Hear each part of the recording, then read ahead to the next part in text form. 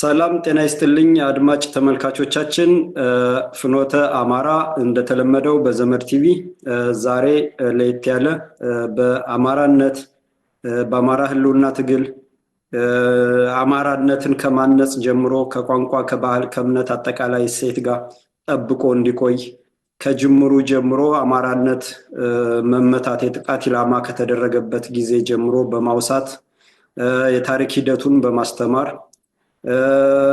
አሻፈረኝ ብለው አንዳንዴ ብቻቸውንም እየቆሙ አጋጅም ሲገኝ ከአጋጅ ጋር እየቆሙ ለማንም ለጸረ አማራ ያልተበገሩ እጅ ያልሰጡ ያልተንበረከኩ ነፍጠኛ በሴታቸው በማንነታቸው በእምነታቸው ትምክተኛ አገር ወዳድ ኢትዮጵያን ወዳድ ጀግና የሁላችን ተምሳሌት እንግዳ ይዤ ቀርብ ያለው ዶክተር ደብሩ ነጋሽ ይባላሉ። ዶክተር ደብሩ እኔ እንደ ታላቅ ወንድም እንደ አባት ስለማይ አንተ እያልኩ ነው ማናገር። ይሄ ደግሞ ከነበረችን ግንኙነት ካለን አባታዊ ወንድማዊ ግንኙነት አንፃር የመጣ ስለሆነ ፍቃድ ሳልጠይቅ አንተ እያልኩ እጠራለሁ ማለት ነው። ዶክተር ደብሩ ጤና ይስጥልኝ እንኳን ደህና መጣህ። የፍኖተ አማራን ግብዣ ተቀብለህ አክብረህ ጊዜ መስዋዕት ለማድረግ አማራን ለማስተማር ለማንቃት ሁሌም ሌት ተቀን ከምታደርገው ድካምና ልፋት አውቃለሁ። ዛሬም ጥሬን አክብረህ ስለመጣህ አመሰግናለሁ። ጤና ይስጥልኝ። እግዚአብሔር ይስጥልኝ። አንተ እንደው ብዙ ካብከኝ እንደው እግዚአብሔር ይስጥልኝ። ነፍጠኝነቱ የቆየ ቢሆንም እግዚአብሔር ይስጥልኝ። በጣም ደስ ብሎኛል መገናኘታችን። በእውነት ማንም ኢትዮጵያዊ በላይ ግምት ወርቅ እንትን ቢል ከዛች ሀገር እዛችው ጎስቋላ ሀገራችን መኖሩን እንትን የማይመርጥ የለም የትም ያለ ኢትዮጵያዊ እና አገር ውስጥ ያለው በሀገሩ ሲኮራ አነሰም በዛም አገሬ ብሎ ሲል እንትን ነው ሲል ነው። ስለዚህ እንደው ለሁለታችሁም ታላቅ ነኝ ምክርም ጭምር ነው። እንግዲህ ምናልባት አስተዋይም ባይሆን ልምከር። ብዙ ነገር ሊደረግ ይችላል። ከሚደረግባቸው ነገሮች በርካታ ሰዎች ታስረው አንዳንዱም ትክክለኛ ፍርድ ሳይሰጣቸው እንዲህ እና አይነቱ ነገር ያተ ቅድሚያቶቻችንም ታሪክ አይደለም መላይ መታለት ይሄ ነገር። ሁለተኛ ሽማግሌ ደመት እስቲ ንጉስ ባልጋ ይታማል ይባላል። ሰዎችን ማማክሩ በየሽማግሌው እንደው ምንስ እንዲህ አይነቱ ነገር የግድ መደረግ አለበት። ሐኪምም ነኝ አውሮፕላንም አበራለሁ ነፍጠኛም ነኝ። አንድ እንግሊዝ ሀገር ምናል አንድ ፓይለት ለማሰልጠን 12 ሚሊዮን ይፈጃል ፓውንድ ጥሩ ፓይለት ለመፍጠር። እነኛ ወርቅ እንትኖቻችን ናቸው። ስንት የተማረ በየሀገሩ ስንት ነገር ሊደረግ ይችላል እኛ ሀገር ውስጥ እና የፈሰሰውን ንብረት መመለስ ያስፈልጋል። እቺው ናት ምክሬ። እግዚአብሔር ይስጥልኝ። አመሰግናለሁ ዶክተር ደብሩ። በእርግጥ እኔ በፊት እንደውም የዛሬ 6 ዓመት እና ከዛ በፊት በሙያ ዶክተር ነኝ አውሮፕላንም አበራለሁ ነፍጠኛ ነኝ ብለ የተናገርከው ፕሮፌሰር አስራትን ይመስለኝ ነበርና ያንን ቪዲዮ ሼር አድርገው ነበር አካፍል ነበር ለሌሎች በፌስቡክ እንዲሁ በወቅቱ በነበረውና ከዛ ስንተዋወቅና አስታጫውተኝ ደስ ብሎኝ ያ ስለነበረ ነው ነፍጠኛ ትምክተኛ። እንግዲህ የአማራ ጠልነት የወለደው ጸረ አማራ የአማራን እሴት በባህሉ በእምነቱ በአገሩ መመካትን ትምክተኛ ያለበት በታሪኩ በቅርሱ ኩራቱን እንደገና ጠላትን አንበርክኮ በባዶ እጁ ወጥቶ የጠላትን መሳሪያ ማርኮ የኢትዮጵያውያንን ነፃ ህዝብ ኢትዮጵያን ታላቅ ሀገር አድርጎ ያቆየን አማራ ነፍጠኛ ብለው ለማሸማቀቅ ስለሄዱ በዛ ጨለማ ወቅት ነፍጠኛ ብሎ መቆም በየትኛውም የዓለም ክፍል የማይቻል የማይታሰብ ነበርና አንተ ያንን ብለህ መቆምህ አሁን ላይ ሁኜ እንደውም ወደ ኋላ ሁሉ ሳስበው ይሄም ሲያንስህ ነው ለማለት ነው ዶክተር ደብሩ። እንግዲህ ወደ ዛሬ ወደ ዋና ውይይታችን ከመሄዳችን በፊት ዶክተር ደብሩ የምጠይቅህ የማነሳሳቸው አንዳንድ ጉዳዮች አሉኝ። አሁን የኔ ትውልድ የሚገኝበት መከራ አለ፣ የሚወርድበት እሳት አለ። እንዳይማር ተደርጎ አገሩ ላይ እንዳይኖር በስደት ኑሮውን እንዲገፋ በስደት የባዕዳንን አገራት እየተመኘ በጉዞ እንዲጠፋ የባህር ሲሳይ እንዲሆን የአሳ ቀለብ እንዲሆን እየተደረገ ጨለማ ነገር እየታየው አግብቶ ወልዶ በሚኖርበት እድሜው በስደት ሴቶችም ወደ አረብ ሀገር በግርድና እየተጋዙ ይሄ የአማራ አጠቃላይ ትውልዱ በረጅም ጊዜ ሂደት በተጠና ትውልድ እንዲጠፋ እየተደረገ ነውና ይሄንን መከራ ላይ ስንደርስ ከኛ በፊት ያለው ትውልድ የኛ አባቶች የኛ ታላላቆች ያልሰሩት የቤት ስራ አለ። በእኛ ትውልድ ላይ የደረሰው እንደሚደርስ አስበው መስራት የነበረባቸውን ጥለው ከጠላት ጋርም አብረው እንደውም ወግነው አማራ ነኝ እንዳይልም አድርገው ያፈኑ አሉና ይሄ ትልቅ የአንበሳውን ድርሻ ይወስዳልና ይሄ የትውልድ ክፍተት ወይንም ያልተሰራ የቤት ስራ ተንከባሎ አሁን ላይ የደረሰበትን ጉዳይ እንዴት ታየዋለህ? እንደው የምትለው ነገር ካለ ዶክተር ደብሩ። ትክክል ነው አንተነህ፣ ትክክል ነው። እያንዳንዱ ትውልድ የገዛ ተግዳሮት ይኖረዋል። በታሪካችን ውስጥ እንግዲህ ባለፉት 400-500 ዓመታት በአማራ ላይ ይሄን የመሰለ ግፍ ሲፈጸም የታየበት ጊዜ ከቶ አልነበረም። ወትሮ ቀለም የቆጠረው በተለይ የባዕዱን ትምህርት የተማረው በጠላት ጊዜ 250 ያህል ነበሩ መሰለኝ ውጭ ተምረው ግን የሀገራቸው ወግና ልማድ ጠንቅቀው ያውቁ ስለነበር በግራዚያኒ ላይ አዲስ አበባ ላይ ቦምብ በተጣለበት ጊዜ ያ ሰበብ ሆኖ በሙሉ የተማሩ ሰዎች ናቸው በሚል ታድነው ወደ 250 ተፈጁ በዚያ ጊዜ። እና አንድ ትልቅ ባለውለታችን ሰው በቅርብ ጊዜ የጻፉት ሰውዬ እንዳጋጣሚ ሀረር ሰው ናቸው። ከአባቴ አነስ የሚሉ ናቸው በእድሜያቸው። እና እኚህ ሰውዬ ይታያል። አዎ፣ ህይወት ለሀገሬ ኢትዮጵያና ለወገኖች ኢትዮጵያውያን እድገት የነበረኝ የስራ ጥማት ይላል። አዎ፣ ደጃዝማች ወልደ ሰማያት ይባላሉ። እና እኚህ ሰውዬ የጻፉትን መጽሐፍ ቃለ ምልልሱንም ሰምቼ በነበረበት ጊዜ ከነ መንግስቱ ነዋይ ገርማሜ ነዋይ የባልደረባቸው ነበርና የፈረንጅ ትምህርት ተምሮ መንግስቱን የቀዳማዊ ኃይለ ሥላሴ መንግስት ለመገልበጥ ይደረግ በነበረው እንትን እነኚህ ምንትሴዎች ናቸው። እነኚህን እንደውም ጀንግ እነኚህን ግሳንግስ እንፍች የሚል ብሂል ነበረው አሉ። እና ለ3500 ዘመን ያልተቋረጠን ዘውዳዊ መንግስት ለማጥፋት ከሚደረገው እንትን የእኛ የአማራ ምሁራንም ጥንስሱ እንደውም ከምንሰማው ግብጾችና አሜሪካኖች የነበሩበት ነበረ። በጃንሆይ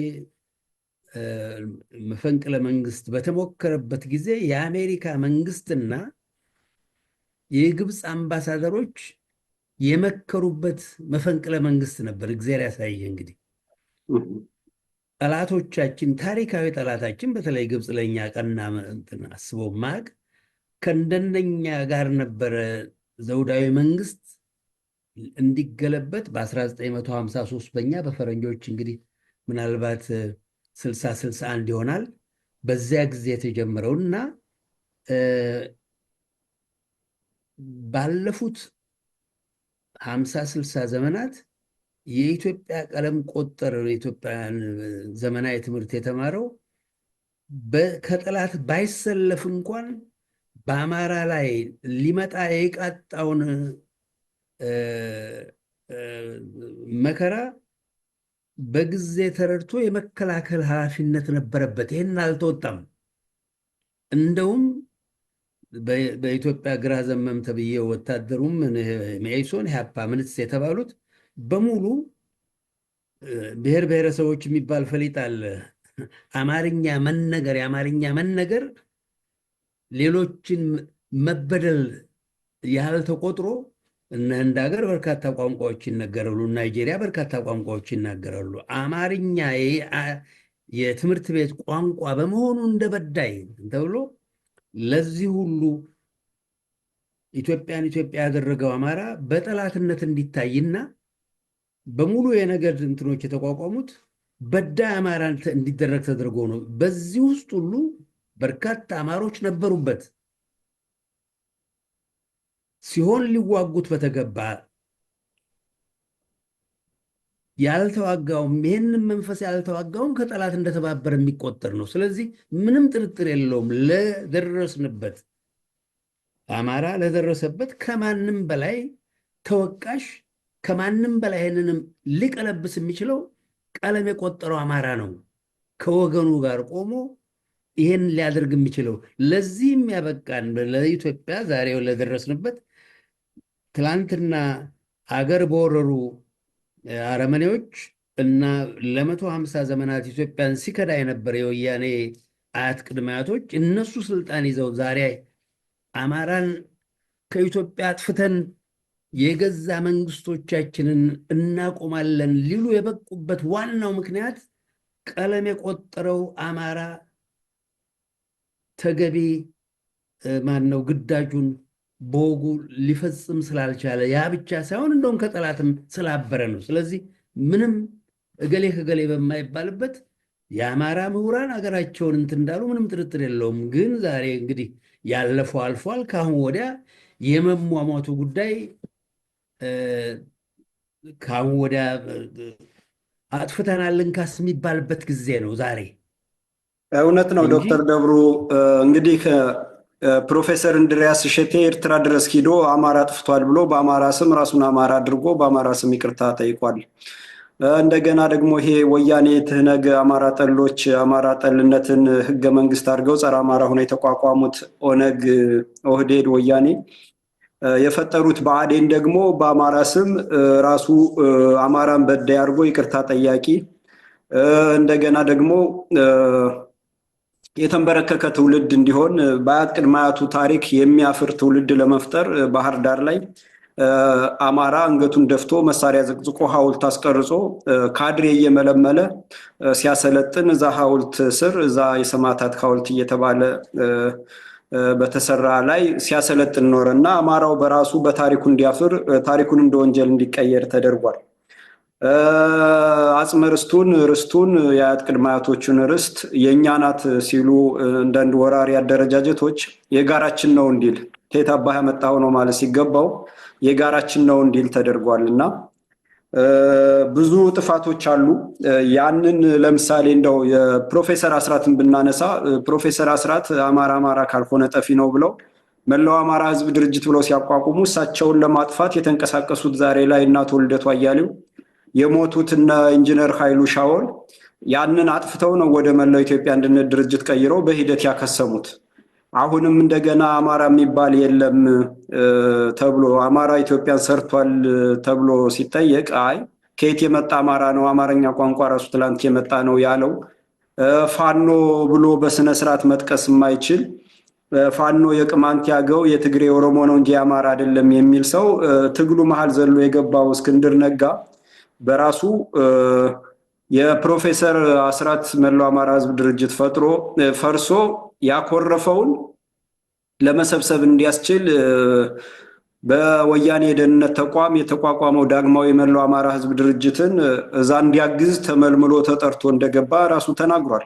ለአንድ ጉዳይ ተጠርቼ ገብቼ ስራዬን ሰርቼ ወጥቻለሁ ብሏልና እንዲህ አማራ ጠሎች አሁንም አማራን አስበልተው አማራን ሁለት ትውልድ አስፈጅተው አሁንም ሶስተኛ ትውልድ የደረሰ አዝመራ ሊያስበሉ እየከበቡት ነውና ወጣ ገባ ይላሉ። በዚህም በዛም ሰርገው ይገባሉና ቆፍጠን ብሎ ዞር በል መባል አለበት ነው።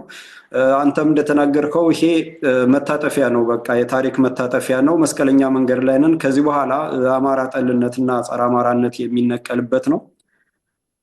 ዶክተር ደብሩ አመሰግናለሁ። ወደሚቀጥለው ጥያቄ ልሄድ ነው። እንግዲህ ከቀደምት ከሚባሉ ጥንታዊ ከሚባሉ አገራት መካከል ኢትዮጵያ ቀዳሚ ነች።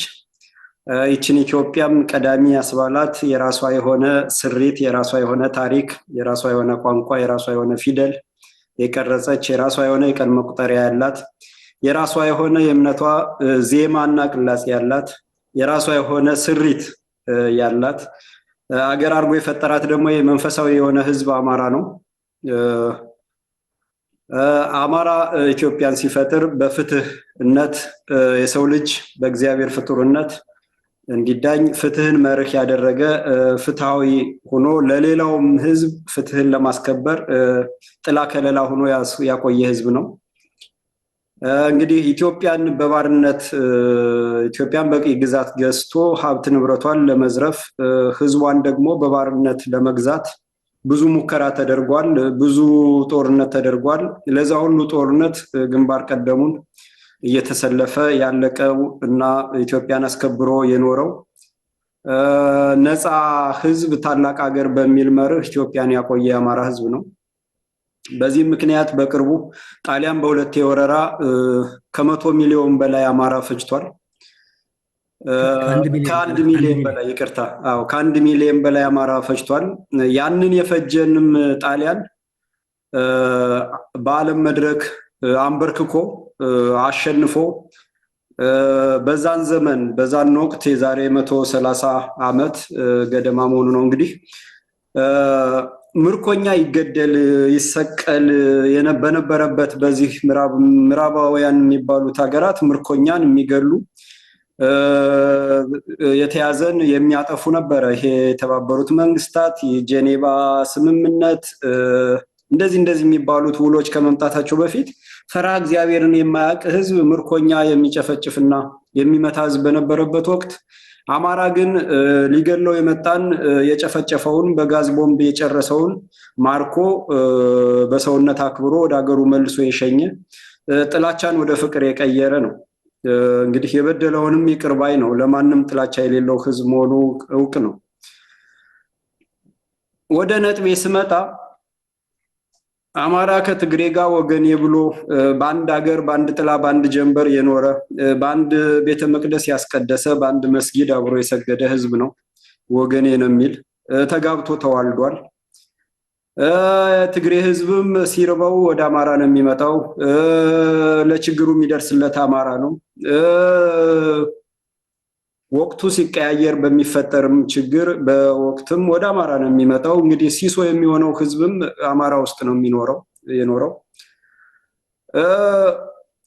ግን ከዚህ ህዝብ የሚወጡ ፖለቲከኛ ልሂቃኖች እና የሚፈጥሯቸው ድርጅቶች አማራን መጥላታቸው ለሰሚው ግራ ነው። ዶክተር ደብሩ ፍጹም ያልጠረጠረን አማራ ከጣሊያን በላይ ይጠላል የሚጠላ ብቸኛ ትግሬ የሆነውን የኢትዮጵያ ንጉስ አፄ ዮሐንስን አንገት የቆረጠን መሃዲ በላይ የሚጠላ እንደውም በቅርብ አሁን የወያኔ መሪ የሆነው አቶ ዶክተር ደብረጽዮን ከአማራ ህዝብ የሱዳን ህዝብ ነው የሚቀርበን፣ አማራ ከሚለማ ሱዳን ቢለማ ይሻለናል እያሉ የነሱ የፖለቲካ ኤሊቶችም ደጋግመው የሚናገሩት ገዳማቶቻቸውን ካወደመው በቱርክ ከሚመራው የግራኝ ወረራ የበለጠ አማራን የሚጠሉ ይሄ ጥላቻ ደግሞ የሁሉም የትግሬ ፖለቲካ ኤሊቶች እንደሆነ የሚፈጥሯቸው ድርጅቶችንም አማራን በመጥላት ላይ መሰረት ያደረገ እንደ አቋም የተያዘ ነውና እነዚህን ድርጅቶችና መሪዎችም አምኖባቸው ተገዶም ተደብድቦም ተገሎም የሚከተላቸው የትግሬ ህዝብ ቁጥር ቀላል አይደለም። ሁሉም ማለት ቢባል ራሱ መሳሳት አይሆንም እና የተከበረች አባቶቻችንን የተዋህዶ ቤተ ክህነት ክደው ይችን ሀገር ያቆመች ትውልድ ያነጸችን ተቋም እንደ አማራ በጠላትነት የፈረጁ ናቸው የትግሬ ልሂቃን። እንደው አማራን ብንተወው ኤርትራንና አፋርን ጎረቤቶቻቸውንም በጠላት የሚያዩ ናቸው። ማነው ወዳጆቻቸው እስከሚያስብል ድረስ ግራ የሚያጋባ ነው እንደሚታየው ማለት ነው በተግባር እና በአጠቃላይ ከትግሬ ህዝብ የሚወጡ መሪዎችና የሚፈጥሯቸው ድርጅቶች ኢትዮጵያን ሀገራቸውንም ደጋግመው የከዱ የወጉ ናቸው። ህዝቡም እንደ ትግሬ ይሄንን ጉዳይ ለማስቆም ይሄንን ገዳይ አደረጃጀትና አስተሳሰብ ለማጥፋት ያን ያህል እንቅስቃሴ ሲደረግ በኔ እድሜ አላቅም። ምናልባት እንግዲህ የተቃወመ ወይንም ለማስቆም የታገለ ካለ እንደው እነዛን ጠቅሰህ ምክንያቱም አንድ ህዝብ እንደ ህዝብ አጥፊ ሆኖ ወይንም ደግሞ አልሚ ሆኖ አይፈጠርም። የዛ ህዝብ የሚወጡ ልሂቃን በሚያንጹት ትውልዱን በሚያንጹት በሚያስይዙት መንገድ በሚመሩት መንገድ ስለሚሄድ ተወቃሹ ልሂቃን ነው እንጂ ህዝብ እንደ ህዝብ ነው ብዬ እኔ አላምንም። ምክንያቱም ያንን ትውልድ የሚያንጸው አእምሮውን ቅርጽ እያስያዘ አእምሮ ውስጥ መግባት ያለበትን ትውልዱ እንደ መርህ እየታነጸ የሚያወጣው የዛ ትውልድ የዛ ህዝብ ልሂቃኖች ናቸው። የእምነት አባቶች ይሁኑ ፖለቲከኞች ይሁኑ እነዛ ልሂቃን ናቸውና በዛ አስተሳሰብ ህዝቡን እንደ ህዝብ እኔ መፈረጅ አልፈልግም፣ የሚፈርጅም የለም። ግን እነዚህ ልሂቃኖች የተቃወማቸውን ገለው የደገፋቸውን ጨው እያላሱ ከመሃላቸው እየመረጡ ጥቅመኛ እያደረጉ ሌላው ተንበርክኮ የነሱ ተመጽዋች እንዲሆን በማድረግ አማራ ጠል አድርገው ፈጥረውታልና እንደው ይሄን የተቃወመ ትግሬ የምታውቀው አለ ዶክተር ደብሩ ካንተ እድሜም ከታሪክም እና እንደው ከታሪክም ጋር አያይዘህ ይሄን ነገር እንደው መስመር ብታስይዝልኝ። አዎ ማን ነው አንድ ሀሳብ መጥቶልኝ ልጻፋት ዘራ ያዕቆብን ዘራ ያዕቆብ ጥቂት በጣት የሚቆጠሩ በጣት የሚቆጠሩ የትግሬ ምሁራን ዶክተር ኃይሉ የሚባል መንግስቱ ኃይለማርያምንም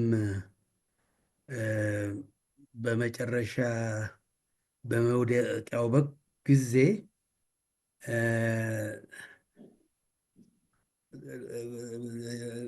ልኩን ነገረ የሚባል ሰውዬ ዶክተር ኃይሉ የአባቱን ስም ዘነጋሁት። ኢትዮጵያ ውስጥ ያለ በህይወት ክፉ ነገር አልሰማሁም። እሱ ጌታቸው ረዳ የሚባል ይሄን ደራሲ ጌታቸው ረዳ ይድረስ ለጎጠኛው መምህር የሚል ለገብረ ኪዳን ደስታ የሚባል አንድ አእምሮ ጤነኛ ነው ሊባል የማይችል ወያኔ ትግሬ መምህር ገብረ ኪዳን ደስታ የሚባል ገብረ ኪዳን ደስታ በቅርብ ሙተዋል መሰለኝ። ምንድን አንድ ወቅት አንድ መድረክ ላይ የአማራ ህዝብ ካልጠፋ ትግሬ እንኳን ወልቃይትንና ራያን ለኔ ነው የኔ ነው ብሎ ለመውሰድ ይቅርና አክሱምን ይዞ ማቆየት አይችልም፣ አክሱም የኔ ነው ማለት አይችልም እያሉ ትውልዱን በአማራ ጠልነት ሲያስተምሩ አንድ መድረክ ላይ እንደውም ተቀርጾ የተለቀቀ አስታውሳለሁ። ዶክተር ደው እሱ ያ ሰውዬ ለሱ ምላሽ የሆነ መጽሐፍ የጻፈ ነፍስ ያለው ሰው እንደውም ትግሬዎች እስኪ መጽሐፉን ማሳየት ይቻላል? እንደው በትክክል ይቻላል። ይኸውና ይድረስ ለጎጠኛው መምህር ከታች ጽሑፍ አለው። ደራሲ ጌታቸው ረዳ። እሺ፣ ካሊፎርኒያ የሚኖር ሰው ነው። አንድ ነፍስ ያለው ውጭ ካሉ ገብረመድህን አርአያ የሚባለው አውስትሬሊያ የወያኔን ሲቋቋም መስራች ከነበረና አንድ ሌላ ደግሞ ዩጋንዳ የነበረ ሰው እነኚህ ናቸው እንግዲህ በውል ወያኔን ይቃወሙ የነበሩ የሚባሉ 1 3 4 ሰዎች ናቸው። ከልብ በመረጃ የእነኚህን ሰዎች ጠላትነት፣ ጸረ አማርነትና ጸረ ኢትዮጵያዊነት ሳይሸሽጉ ይናገሩ እንትን ያሉ ሰዎች እነኚህ 4 ስማቸውን የጠራዋቸው ሰዎች ናቸው። ማነው? ዶክተር ኃይሉ የአባቱ ስም ኃይሉ ማንን ሆነ? እሱ ጌታቸው ረዳ፣ ገብረመድህን አርአያና ከሱ ጋር የነበረ ሌላ ሰው 4 ሰዎች ነበሩ። የወያኔን ገመና ቀደም ብሎ በመጽሐፍም ጽፈው በደርግ ጊዜ ሰው አላመናቸውም። ደርግን ስለጠላ እንትን ማነው ቁም ነገር አልቆጥረውም። ግን ገብረመድህን አርአያ በጣም ባለውለታችን የኢትዮጵያ ባለውለታ ትልቅ ጀግና ተወላጅ እንትን የትግራይ ተወላጅ ነው። አውስትሬሊያ ነው የሚኖረው እና እነኚህ ናቸው እንግዲህ ወደ 4-5 ሚሊዮን አለ የሚባል የትግራይ ህዝብ 4-5 ሚሊዮን ነው ይባላል። ከነኚህ ውስጥ በርካታ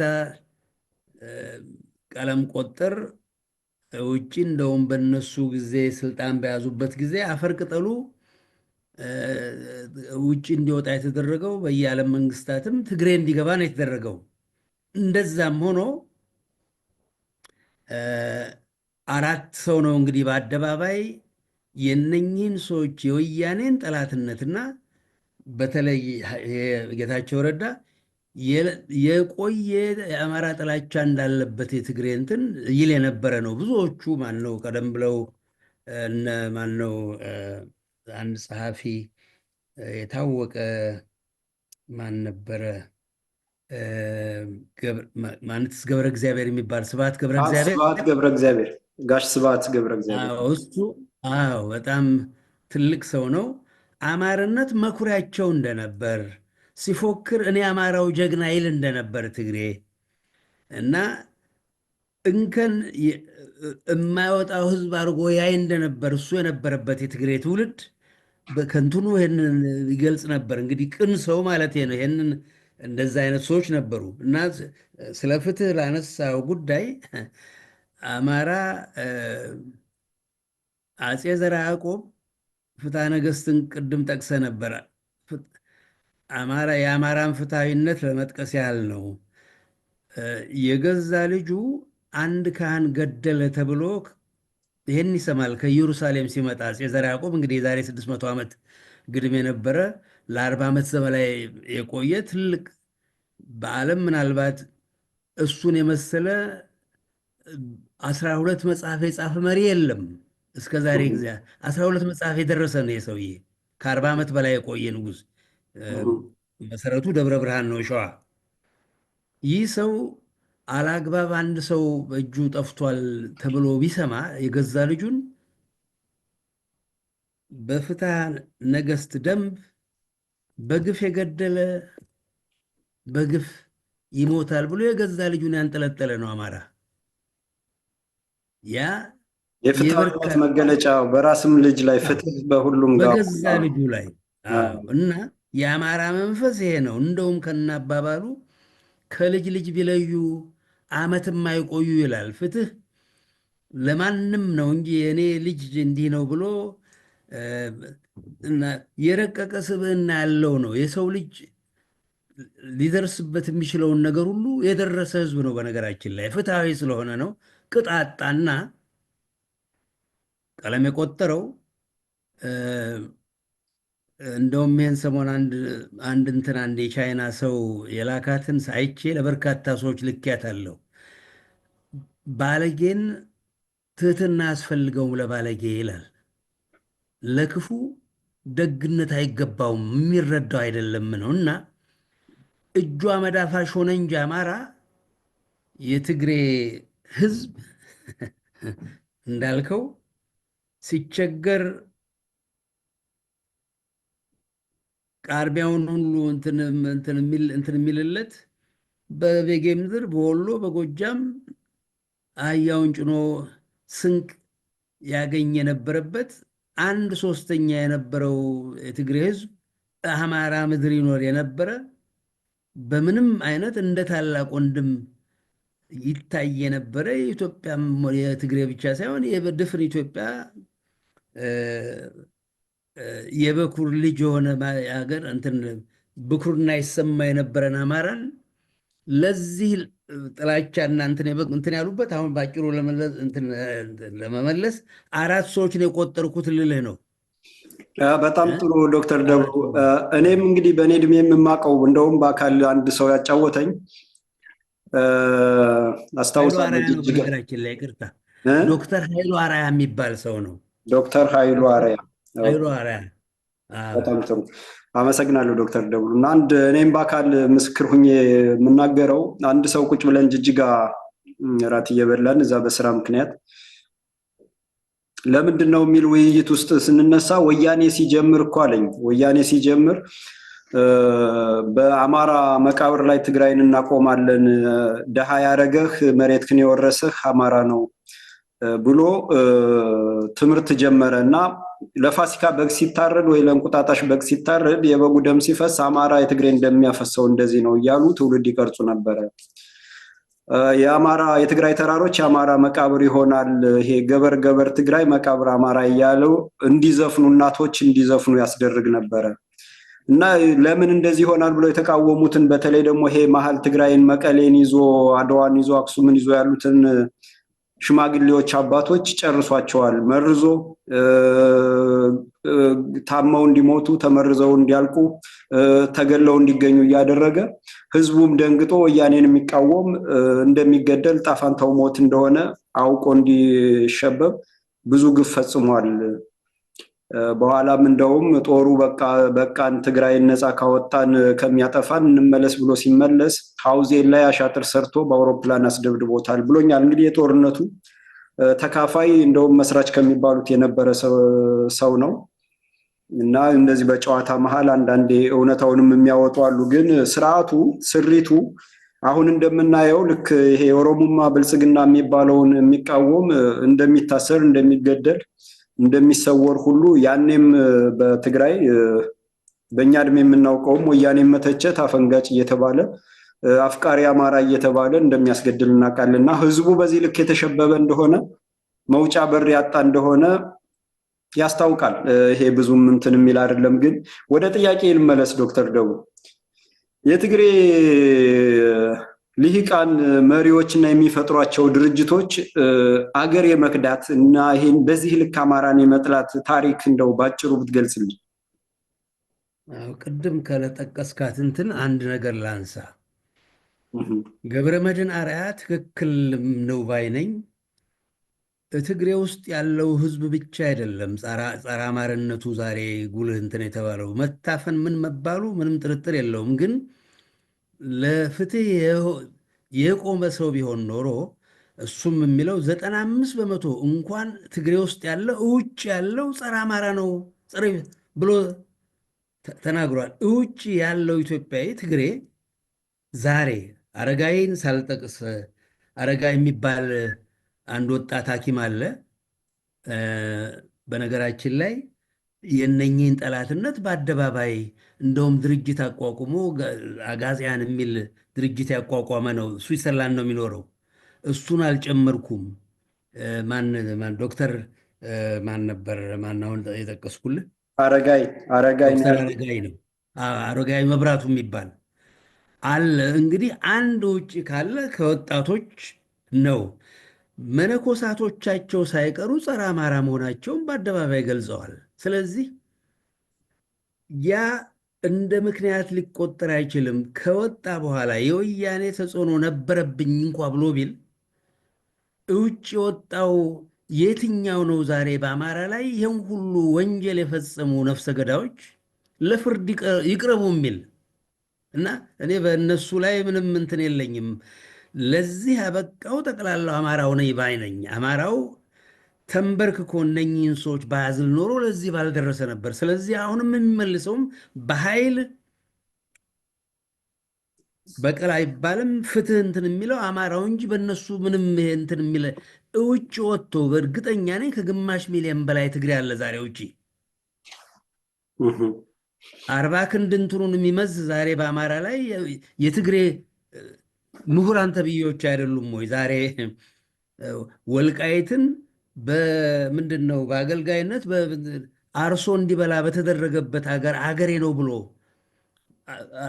ወልቃይትን የዛሬ 45-46 ዓመት በወረራ የያዙትን አገር ቀደም ብሎ ይመጣ የነበረን ትግሬ የኛ ነው ብለው ራያን የኛ ነው ዛሬ ዓለም የሚያውቀውን እንትን ያደረጉ ሰዎች ምን ለማድረግ ወደኋላ የሚሉ አይደሉም። ስለዚህ ተጨንቀዋል፣ ታፍነዋል፣ ምንትስ የሚባለው ነገር ሆኗል። አዎ፣ ግን አንድ ሰው ከሀገር ከወጣ በኋላ የወያኔ ተጽዕኖ ሊኖርበት በማይችልበት ደረጃ ላይ የሙጥኝ ብሎ እነኝህን ሰዎች የአማራን ህዝብ እንደ ህዝብ በድለናል ብሎ ማለት ሲገባው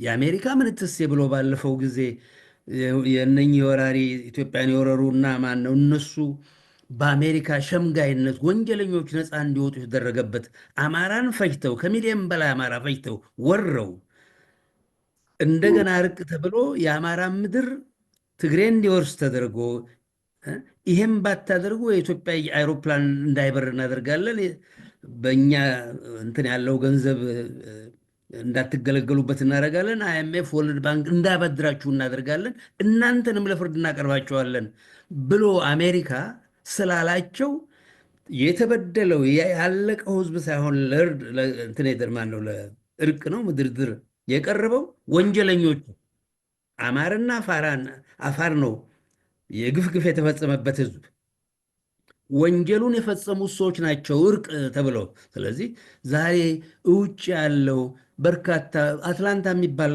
ቦታ አሜሪካ እንትን ሀገር አንድ ሀገር ገዝተዋል። አንድ ሀገር ወያኔ የገዛው አንድ ሀገር በቃ በሙሉ በየእንትኑ በየሱቁ ምኑ የኢትዮጵያ ብር ወደ 80 ቢሊዮን ነው ዘርፈው እንትን ያሉት። ያን የሚያስተናግደው ውጭ ያለው ትግራይ ነው። ስለዚህ እውነት ህሊና በኖሯቸው ቢሆን ኖሮ አገራችንን ኢትዮጵያን ከድተናል ብለው እንትን ባለው ነበር። ስለዚህ ያ ተይዘው ተበድለው ነው የሚለው ነገር አይሰራም ልልህ ነው ባጭሩ ለጠየቅከኝ ጥያቄ። አዎ እንደ መነሻ ይሆናል። ያው እንግዲህ ሲታፈንና ከፊቱ ሲገደል ሲያይ እኔም ነገ ዕጣ ፈንታዬ መገደል ነው መታሰር ነው መሰደድ ነው ብሎ የሚያስብ አፉን ሸብቦ በብዙሃኑ እንትን ውስጥ ሊገባና በዛ ሊከተል ይችላል። ዞሮ ዞሮ ህዝብ እንደ ህዝብ ለአንድ ጠላት ሆኖ አይፈጠርም። ግን ከዛ ህዝብ የሚወጣ ልሂቅ በሚያስይዘው መስመር በሚያስይዘው ቅርጽ ትውልዱን በሚቀርጽበት አስተሳሰብ ስለሚቀረጽ ጥፋቱና ወንጀሉ ለልሂቃኑ ይሰጣልና ያንን ነው። ሌላው እንደውም ከዚህ ጋር አያይዤ መጥቀስ የምፈልገው ለዚህ ያበቃቸውም አሜሪካ ስለሆነ እንደ ጥፋትም 91ም ላይ በኢትዮጵያ 83 ላይ መጀመሪያው የኦሮሞማ አደረጃጀት ደርግ ተወግዶ ወደ ስልጣን ሲመጡም ለንደን ሰብስቦ አማራን አግልሎ ስልጣን እንዲይዝ ያበቃቸውም አማራ ነው። ሀርማን በሚባል አንድ አማራ ጠልን ማለት ነውና በመቀጠልም እንግዲህ ካለ ስማቸው ስም ተሰጧቸው በቅዠት ዓለምን ሲያናውጥ የሚኖር ሀገር ነው አሜሪካ ማለትና አሁንም ገመናው እየተገለጠ የመጣ ነው። ወደ ዋናው ቁም ነገር ስመለስ የትግሬ ልሂቃን ትውልዱን ሲቀርጹት እንግዲህ ደጋግሜዋለሁ በአማራ ጠልነት ነው የቀረጹት እና አማራ የህልውናው ስጋት የመኖሩ ስጋት አድርገው ነው የቀረጹት እና አማራን ሲያይ መኖር እንደማይችል አማራ ካለ መኖር እንደማይችል አይነት ስሜት እንዲሰማው ያረጉ ነው ከህፃንነት ጀምረው የገለጹትና ለሴት ልጆች ከህፃናት ጀምሮ ለሴት ልጅ ስትዳርም ፍቅር ከበሬታ መብት ይነፍጋል ስሪታቸው ይሄ ልሂቃኑ ያስተማረው ስሪትና ከአጠቃላይ ሴታቸውን በአጥፊ መንገድ አድርገው የቀረጹ ናቸው ይባላል። እንግዲህ እኔ ብዙ አላቅም መባሉ ሰምቻለሁ። ለመባሉ ግን የሚጠቀስ ነገር ካለና ይህን ደግሞ ከአማራ ልሂቃን ጋር አሁን ለምሳሌ በእኔ እንደው ማስታወስ ያህል ዶክተር ደብሩ ይሄ ወያኔ አማራ ጠል የሆነ ስርዓት ከተዘረጋ በኋላ ያላቻ ጋብቻ ወይንም ያለ ዕድሜ ጋብቻ የሚባል ህግ ወጥቶ የአማራ ሴት እንዳታገባ ሆን ተብሎ በፖለቲካ ጫና የአማራ ትውልድ እንዲጠፋ እንደ ጋብቻን ያነውር ነበር እና 18 ዓመት ያልሞላት ስትዳር በትግሬ ሽልማት ሁሉ ያሰጣል፣ በሌላውም እንደዛ አማራ ላይ ግን ያስቀጣል፣ ንብረት ያስወርሳል፣ ያሳስራል እና የ18 ዓመት ሲሞላት ደግሞ ወደ አረብ ሀገር ግርድና እንድትሄድ ተመቻችቶ መንገዱ እንድትወጣ ትደረጋለች። በአምካኝ ክትባት ትከተባለች እንዳትወልድ ትደረጋለች እና ብዙ ነገር ተፈጽሟል። ብዙ ነገር አለና ይሄንን የአማራ ኤሊት የአማራ ልሂቃን ይሄንን ተቋቁሞ መስመር ለማስያዝ የታገለ ወይንም መስመር ያስያዘ ወይንም ጉዳዩን አፍረጥርጦ ያጋለጠ አንድም የለም በሚታወቅ ደረጃ ማለት ነው በአደባባይ ወጥቶ። በእነሱ በኩል ግን ሴት ልጅ የሚዝቅ የሚያደርግ እንደውም ጥሎሽ ሁሉ የሴት ለወንድ የሚያደርግ አስተምሮ አላቸው። ያንን ነው እያነጻጸርክ ብትጠቅስልን ለዚህ ትውልድ ማለት ነው። አማራ ጠልነት ከየት ተነስቶ ወዴት እያደገ እንደመጣ የአማራ ጠልነት ምንጭም ምን ምን እንደሆነ እንደው ማወቅ አስፈላጊ ነው ከስር መሰረቱ። ዶክተር ደቡ አንዳንድ ነገር ምንድነው ለጥላቻ ምክንያትም ለማለት ያስቸግር ይሆናል። ብቻ ጠቅላላው ቅናት ላይ የተመሰረተ ነው። አላቻ ጋብቻ ነው። አማራቻቸው አይደለም። በባህልም በምንም በአንዳንድ በኩል አሁን ላነሳው ጉዳይ በትዳር በምን ባልከው ይህን እግዚአብሔር ይስጠው ያስተማረን አቶ ተክሌ የሻው ነው እና እዛ ትግሬ ውስጥ ይሰራ በነበረበት ጊዜ አላውቅም ነበር እንደ ህንድ ሀገር ጥሎሽ ለወንድ መሰጠቱን አላውቅም ነበር። እና ምንድነው ምን ይባላል አሉ መሰለኝ ገዝም ይባላል አሉ። ያ እንትን ማን ነው ሴት በምታገባበት ጊዜ ምናልባት ልብ ብለው እንደሆነ ትግሬ ሰርግ ላይ ውጭ እንትን ብሎ የሚመዘግብ ሰው አለ። ገንዘብ እርጥባን ይመስል ገንዘብ እየተቀበሉ ነው እንትን የሚያደርጉት። ያ ገንዘብ ለካ ለሴቷ ዘመዶች ማነው በምታገባበት ጊዜ ይዛ የምትገባው ገንዘብ ነው። ስለዚህ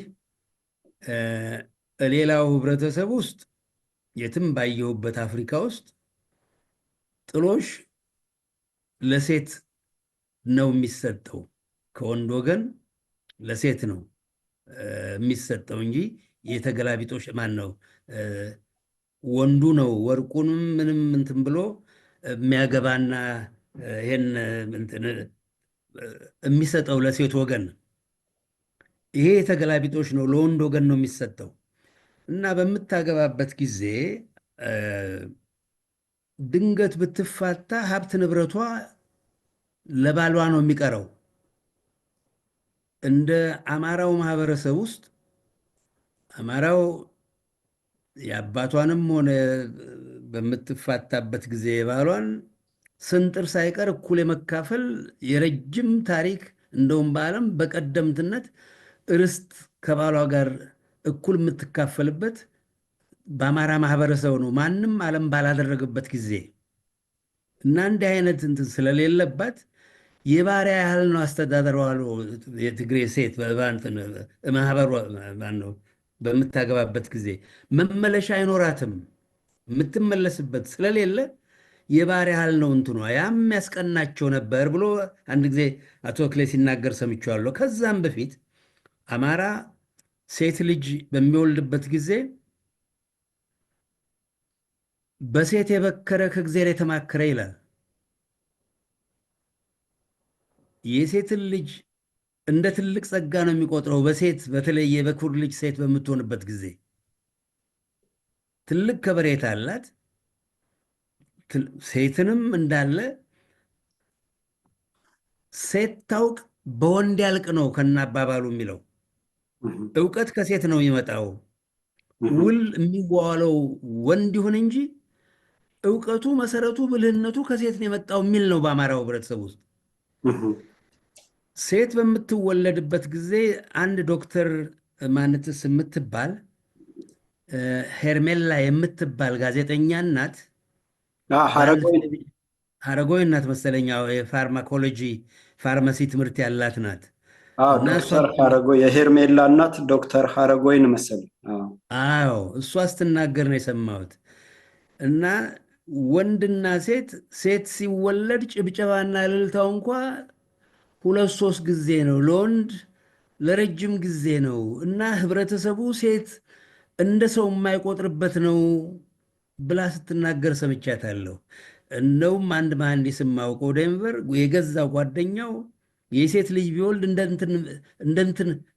እንደ መጥፎ ነገር ያይ እንደነበርና ሚሶጃይኒስት ይሉታል፣ ሴት ጠል ነው ማህበረሰቡ ጠቅላላውን እንደሚባለው ያ ነው። እና ከፍትህ ጋር የሚተዋወቅ አለመሆኑ ጠበቃ ማነው ዳኛ በሚወለድበት ጊዜ ያሉ እንደውም ትግሬ ውስጥ ይሄን ማንም ትግሬ የሚክደው አይደለም። ዳኛ ከጎንደር ከወሎ ከሸዋ ከምን ከጎጃም ነበር ለትግሬ ዳኛ ህዝቡ እንትን የሚለው።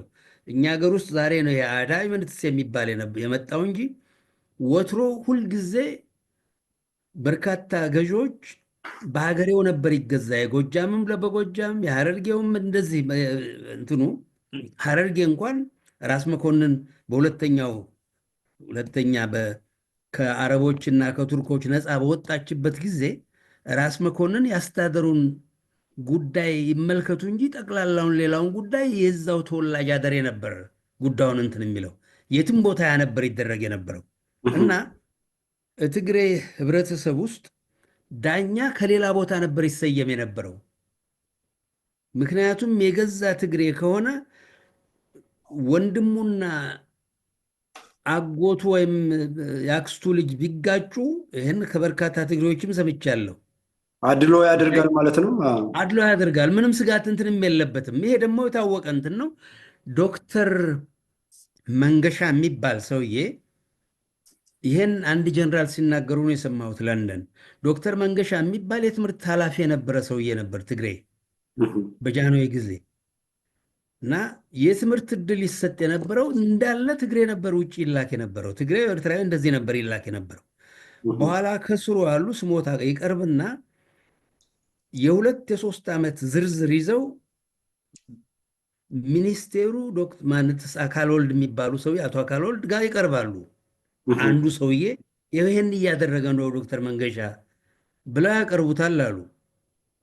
ሰውየው ይጠራል። ዶክተር መንገሻ የትምህርት ክፍል ኃላፊ እንዲህ አንተ ሌላው ኢትዮጵያ ትግሬ ብቻ ነው ወይ እንዴት አደርጋለህ ሲባል ጌታዬ እኔ ካረዳሁት ትግሬ ማን ይረዳዋል አጥፍቻለሁም አላለ። ምናልባት በወቅቱ ከሌላው እኩል እድል አይሰጥም ነበር ማለት ይቻላል። ምክንያቱም እኔ ካረዳሁት ማን ይረዳዋል ማለት ሌላ ዞር ብሎ የሚያየው የለም የተገፋ ህዝብ ነው ለማለት ሊሆን ይችላል። በዛ መተርጎም እንዴት ተደርጎ እንመለስ እንዴት ይሄን ታስባለህ? አንተ ልጅ ትሆናለህ፣ በዛ ጊዜ አልተወለድክ ይሆናል። እኔ በምማርበት ጊዜ ከኢትዮጵያ ሳልወጣ የዛሬ 49 ዓመት ከኢትዮጵያ በጌምድር ውስጥ አንድ ትምህርት ቤት ነበረ። ጎንደር፣ ጎጃም አንድ ትምህርት ቤት ነበር። ወሎ ሲን የሚባለው ነበር። ሸዋ ደብረ ብርሃን ነው። እንግዲህ ሐረርጌ 3 ነው 4 ሁለተኛ ደረጃ ነበር። ሐረር ትግሬ ውስጥ በትንሹ 3-4 ነበር። ኤርትራም ውስጥ 4-5 ነበር። ዩኒቨርሲቲ ውስጥ 1/3 ተማሪ በርካታው ከጎንደር አንድ ተማሪ ነበር ያልፍ የነበረው። ከጎጃም አንድ ትምህርት ቤት ቁጥራቸው ከትግሬ ህዝብ እያንዳንዳቸው በልጦ ሳለ እንደ አማራ የተበደለ ህዝብ አልነበረም። የምን እንትን ኢፍታዊነት ነው እንትን የምትለው? እና አባባሉ ወደዛ ስለሚወስድ መጥራት ስላለበት ነው። ምክንያቱም ይሄ ፍትሃዊነቱ የአማራ የነበረው አሁን ልክ ያስቀመጥከው ካለው ህዝብ አንጻር መደላድሉ ተመጣጣኝነትን ያለፈ እንደነበረ እኛ በንጉሱ በአፄ ኃይለሥላሴን ጊዜ ጀምሮ ወደ ውጭ ሲላክና ተግባረድ ነው ማንም የሚባል ትምህርት ቤት ሲመጣ አማራው እንደ ቁጥሩና እንደ ብዛቱ ለኢኮኖሚውና ለሀገሩ እንደከፈለው ሳይሆን እንደውም የለም መባል እስከሚችል ደረጃ ድረስ አልነበረም የምናውቀውና ትክክል ነገስታቱም ቢሆን ልማትን ሲያቆሙ ዩኒቨርሲቲዎችን የመጀመሪያው ዩኒቨርሲቲ አዲስ አበባ ዩኒቨርሲቲ፣ ከዛ አስመራ፣ ከዛ አለሚያ መሰለኝ አይደለ ዶክተር ደብሩ? እሱም ዩኒቨርሲቲ መቋቋሙ ማለት ለዛ ህዝብ ጠቀመ ማለትም አይደለም። በነገራችን ላይ ቢሆን እንኳ እሱም አልነበረም። መሰረታዊ ነገር ትምህርት ቤት የታችኛው ትምህርት፣ ምክንያቱም ዩኒቨርሲቲ ከየትም ቦታ ነው የሚመጣው ከየትም የአንድ ፍትሃዊነት እንትን መደበኛ የትምህርት ቤት ጉዳይ ነው። ወለጋ አንድ ግንቢ የሚባል አማራ ጠቅላይ ግዛቶች 4 ጠቅላይ ግዛቶች ከነበሩት የበለጠ ወለጋ ውስጥ ብዙ ትምህርት ቤት ነበር፣ አንድ አውራጃ ውስጥ። የትምህርት ነገር ከተነሳማ ዶክተር ደብሩ የትምህርት ነገር ከተነሳማ ዛሬ ይህን በምናወራበት ሰዓት ላይ እኮ በአማራ ክልል ብለው ባጠሩት አጥር ውስጥ በተለይ አብዛኛው ቆላማ በሆነው በጎንደር፣ በዋግምራ፣ ላስታ፣ ላሊበላ በከፊል ጎጃምና ሸዋ ቆላማው አካባቢ በዳስ ላይ በዛፍ ጥላ ስርና ድንጋይ ላይ ቁጭ ብሎ የሚማር ተማሪ ያለ ለአማራ ተብሎ ግን የ300 400 ሚሊዮን ብር ስታዲየም የሚሰራው ወይንም ደግሞ የቢራ ፋብሪካ ወይንም ደግሞ በጀቱ ደግሞ እኔ የማውቀው በጀቱ ይሄ ብአዴን የሚባል ጸረ አማራ ተቋም በዳስ ትምህርት ቤትና ድንጋይ ላይ ቁጭ ብሎ የሚማር ተማሪ የአማራ ልጅ እያለ ትርፍ በጀት ተብሎ በየአመቱ 7 ቢሊዮን ብር 10 ቢሊዮን ብር 11 ቢሊዮን ብር በጦርነት ለተጎዳው ክልል እያለ እያሳለፈ ይሰጥ ነበርና ያ በደል እንዳለ ሆኖ ግን እንደው ታሪካዊ አመጣጡ አስተሳሰቡ ከየት ነው የመነጨ የሚለውን ግልጽ እንዲሆን ነው ለአድማጭ ተመልካቾች። ጥንትም ነው የምልህ በቀዳማዊ ኃይለ ሥላሴ ዘመን ጭምር ይህን አማራን ሆን ተብሎ ለመበደል አይመስለኝም። አማራ ስለሆኑ የአማራን ህዝብ ለመበደል አይደለም። ለወገኖቻቸው ይህን አደረጉ ላለመባልም ይመስለኛል። እንደ አማራ የተበደለ ህዝብ አልነበረም በታሪክ። አማራ በቤተ ክህነት በእስልምናም የተማረ ህዝብ ያለበት ስለሆነ ለትምህርት ትልቅ ስጋትና ማን ነው የትምህርትን ጠቀሜታ ይረዳ ስለነበር ያለውን ሸጦ አስተምር ነበር እንጂ አማራ ከነኚህ ካልኩ ጠቅላይ ግዛቶች የአማራ እንትን አሁን ዛሬ ከቤጌ ምድር ከወሎ ከሸዋ ከቤጌ ምድር ይልቅ ዩኒቨርሲቲ ውስጥ ከየት ነው በርካታው አማራ ብለህ ብትል የነፍጠኛው ልጅ ነው በርካታው አማራ። ለምን ትምህርት ቤት የተቋቋመው ጅጅጋ ሁለተኛ ትምህርት ቤት፣ ሐረርጌ 2 ነው፣ ድሬዳዋ 2 ትምህርት ቤት ነበር የነበረው። ይህ የቀረውን ወገን ለመጥቀም በታሰበ ቦታ ነው የቀረው የነፍጠኛው የተማረው እንጂ ከጎንደር አንድ ተማሪ ነበረ 12ኛ የጨረሰ የነበረው። ከጎጃም እንደውም በአንድ ቃለ ምልልስ አንድ ጎጃም ለኤርትራ ይቆረቆር የነበረና ኤርትራ ለትግሬ ይሄ አፓ የነበረ ብቸኛ ከጎጃም ዩኒቨርሲቲ የገባ ነው። መጽሐፍ ጽፏል እኮ ታሪኩን ነው የምሰማው። ብቸኛ ከጎጃም ውስጥ ብቸኛ ዩኒቨርሲቲ የገባ ነው። የሱን ምናልባት 100-200 የኤርትራ ተማሪዎች ዩኒቨርሲቲ ገብተው ለኤርትራ ነበር ይቆረቆር የነበረው ተበደሉ ብሎ። እንዲህ አይነት የሙታን አማራ እንትን ነው በህይወት ያለ ነው የሰውዬ። ይሄ በደል በነገራችን ላይ ዶክተር ደብሩ ይቅርታ እንዳላቋርጥ አሁንም ቢሆን ዛሬ ላይ የጎንደርን ከጎንደር የተወለደ አማራ ንጹህ አማራ አስተዳድሮት አያውቅም። ጎጃምንም እንደዚሁ ይሄ ለፖለቲካው ያደረ በማንነት ደግሞ ከሌላ የተወለደ አማራ ጠልነት ሆኖ ያደገ ነው እና በመሰረተ ልማት ስናይ እንዳበርክቶው እንደ አስተዋጽኦ ለኢኮኖሚው እንደሚያደርገው አስተዋጽኦ ልክ አማራ እየቆረቆዘ እንጂ እየለማ አይደለም። እንደው በቱሪስት እያለ ገንዘብ የሚያፍስባቸውን የቅዱስ ላሊበላ ውቅር አብያተ ክርስቲያናትንና የፋሲለደስን ግንብ ዛሬ ማየት ያሳፍራል። እና እንደውም አሁን ለፖለቲካ ማስታገሻ ተብሎ ከኦሮሞማ የሚባል ወራሪ ድርጅት ከገባበት ማጥ ከውድቀት ያድነኛል ብሎ ጀሶ እየቀባ መስጊድ እያስመሰለ ህዝቡን እያታለለ ይገኛል። እና ይሄ ሲወርድ ሲዋረድ የመጣ ነው። አማራን መሰረታዊ የሆኑ አማራን በኢኮኖሚ ማድቀቅና ተመጽዋች አድርጎ በኋላ ለመጥፋት ተብሎ ለረጅም ጊዜ ታቅዶበት ለ50 ዓመታት ከ60 ዓመታት ከ40 ዓመታት በኋላ የሚፈጠረው ውጤት ታይቶ ታስቦበት የሚደረግ ነውና ከዚህ ጋር አሁን ለማያያዝ ነው ዶክተር ደብሩ እንደውም ያሁኑን ማለት በጠላት ከተወረረ ወዲህ ያለውን አይደለም ብለኔ በወትሮም ጭምር እንደ አማራ የተበደለ ህዝብ አልነበረም። ቅድም ለጠቀስክልኝ ሰውዬ ነው ያ ዶክተር መንገሻ የተባለው ሰውዬ ለሱ ወገን የሚለውን በገፍ መላኩ እንደ ኃጢአት አይቆጠርም። በባህላቸው ፍትሃዊነት የለም ምልል ነው ያ ነው እንትኑ ዋናው መሰረቱ ፍትህ የበደለን የገዛ ልጄን ማለት የበደለን ለፍርድ ማቀርብ እንደ ያዕቆብ የገዛ ልጁን ለፍርድ እንትን የሚል ባለበት ሀገር ውስጥ ያለመሆኑ ያስታውቃል። አንዴ መለስ ዜናዊ አንዴ ምን ብሏል? ሌባ እስካልተያዘ ድረስ ስራው ነው ብሎ ትውልዱ ሌባ የሆነ ትውልድ አጭበርባሪ፣ ከሃዲ የሆነ ሙሰኛ የሆነ ትውልድ አንጿል። መለስ ዜናዊ በአደባባይ ነው እንደዛ ያለው እና ሌብነት እስካልተያዙ ድረስ ስራ ነው ብሎ የሰበከ ነው። ኃጢአት አይደለም በነሱ። በነገራችን ላይ ይህን ማድረግ ኃጢአት አይደለም። ኃጢአትማ ሆኖ ቢሆን ኖሮ እንዳልኩ ቅድም ለማነጻጸር ላልከኝ ጉዳይ ነው። ሊነጻጸር የሚገባ አይደለም። አማራው ፍትሐዊ ነው። ልጄ ቢበድል በድሏል የሚል ነው። እንዲህ አይነት እንትን አልፈጠረባቸውም። ስለሆነም ነው በአንድ ሀገር ውስጥ የቀሩትን ተማሪዎች ውጤት ሽሮ ለአንድ ለሁለት ለሶስት ዓመት ትግሬ ብቻ ይልክ የነበረ ሰው ዶክተር የተባለ ይሄን በምንም አይነት ማንም ያደርገዋል፣ ማንም አማራዬን ያደርጋል የምለው አይደለም። እኔ ዛሬም በጣም ጥሩ ዶክተር፣ ወደ ቀጣይ ጥያቄ ልወስድ ነው። እንግዲህ በትግሬ ልሂቃን መሪዎችና በታሪክ የተፈጸሙ ድርጊቶች ለአማራ ስነልቦና እጅግ ሰቅጣጭ አሉ እና በጣም የሚዘገንኑም ናቸው ለማውራትም እና ለምሳሌ የሚካኤል ስሁል አፄ ዮሐንስ በቤተ አማራ እስላሙ አማራ ላይ እና በጎጃም እስካሁን የጎጃም እናት ይሄ ፀጉር ከሌላው በተለየ ተቆርጠው ጥቁር ሻሽ አስረው የሚያደርጉበት ታሪክ፣ እንደገና ደግሞ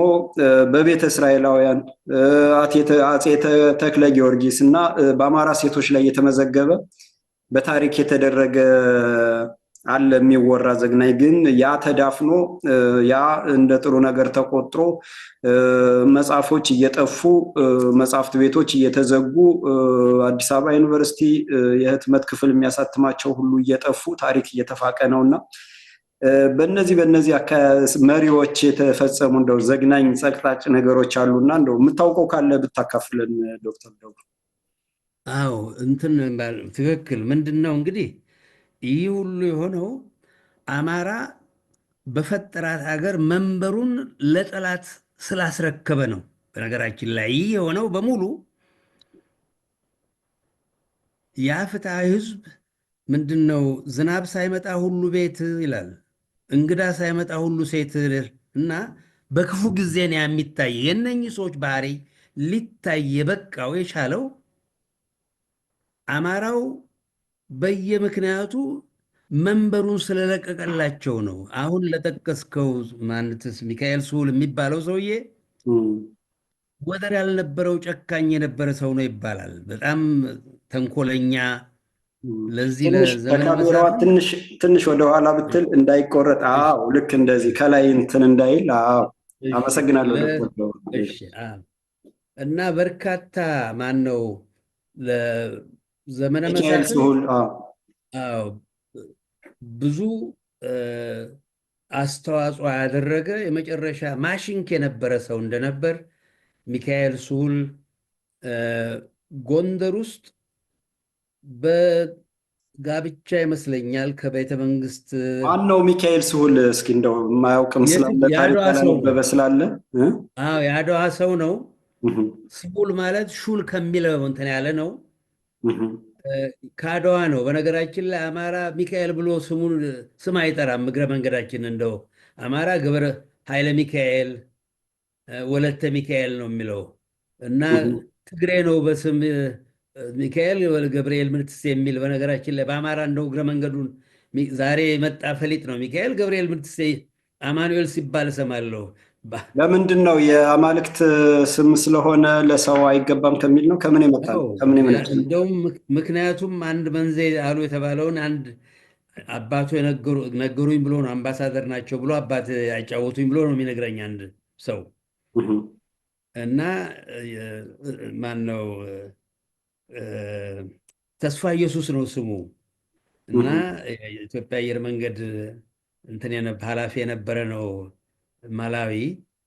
እና ምን አለ ተስፋ ኢየሱስ የተባልኩበት በርካታው ቦታ አሁን ፈረንጁ ካቶሊኩ ምኑ ኢየሱስ ምንትሴ ይላል።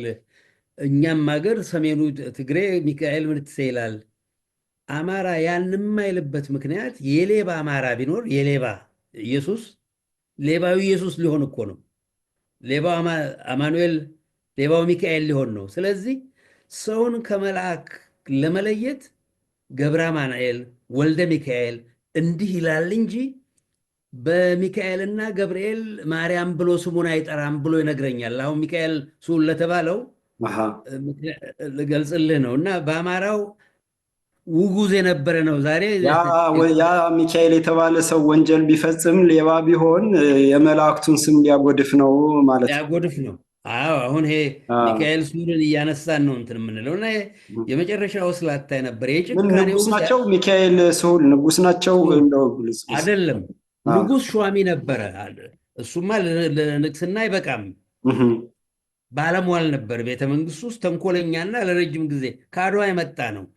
እዛ የጎንደር ንጉስ በተንኮታኮተበት ጊዜ መንግስት የመጣ አንድ ኦሮሞ፣ ዛሬ ኦሮሞ ከሚባሉት ከየጁ መጣ የተባለ ኦሮሞ ይባላሉ።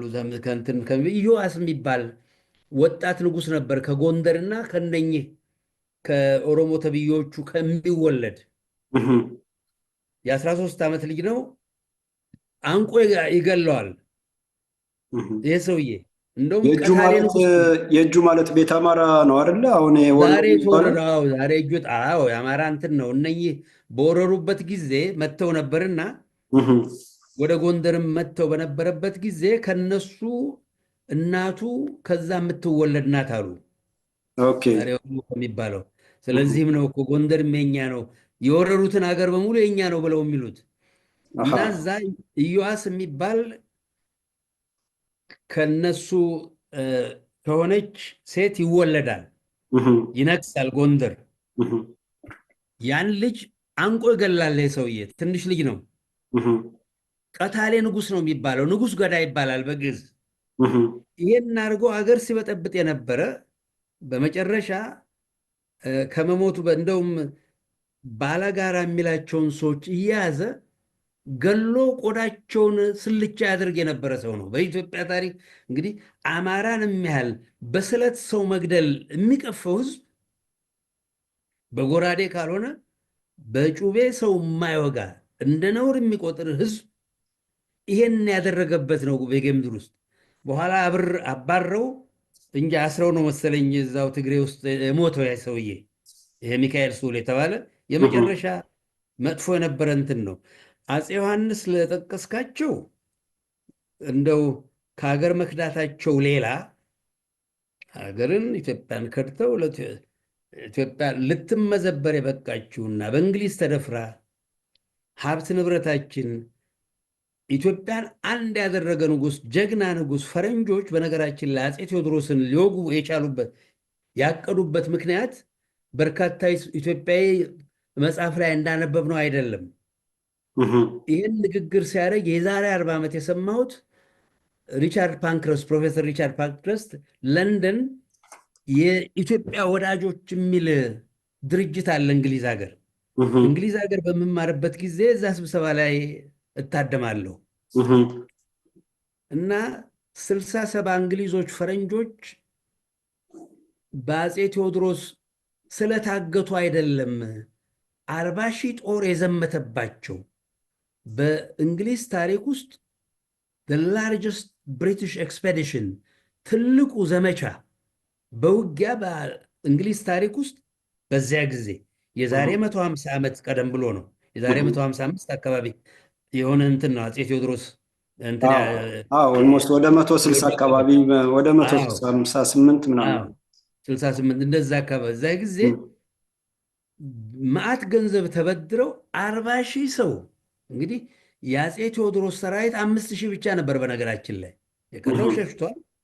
5000 ጦር ይዘው ነው ያንን ገጥመው አልሆን ሲል ራሳቸውን ያጠፉት። ለዚህ በቃበት ዋናው ምክንያት ድፍን ትግሬ አዝምተው መንገድ እየመሩ መዋጋት ሲገባቸው የኢትዮጵያን ሰራዊት ሊወጋ የመጣን የትግሬ እንትኖች ማነው ልዑላን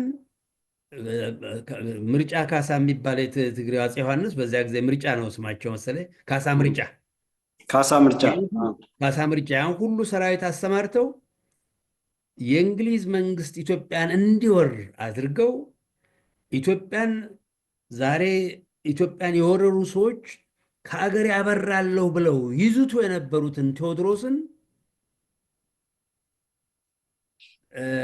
እቅድ ያጨናገፉ ቱርክን ድራሽ አባቱን አጠፋለሁ ከወረረው ዛሬ ቱርክን ግብፅን ምን ነፃ አወጣለሁ ይሉ የነበሩትን ሰውዬ ያጨናገፈ አፄ ማን ነው? አፄ ዮሐንስ ነው። እና የዓለማየሁ ቴዎድሮስ በዝብዝ ካሳ ይባላል ቅጽል ስማቸው። ይበዘብዝ የነበረም እና ይሄን አድርገው ኢትዮጵያን ለጠላትና ለረጅም ጊዜ የቴዎድሮስን እቅድ ያጨናገፉ ናቸው። ቅድም የጠቀስኩልህ እንትን አፄ ቴዎድሮስ 67 ሰው ስለታገተ ሳይሆን እንግሊዝ ሊያጠፋቸው የፈለገው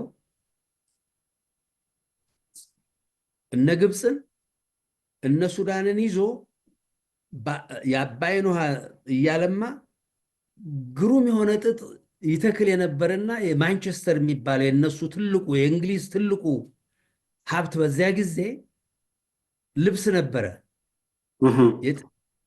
ልብስ ለዓለም ያበረክቱ የነበሩ እነሱ ናቸው።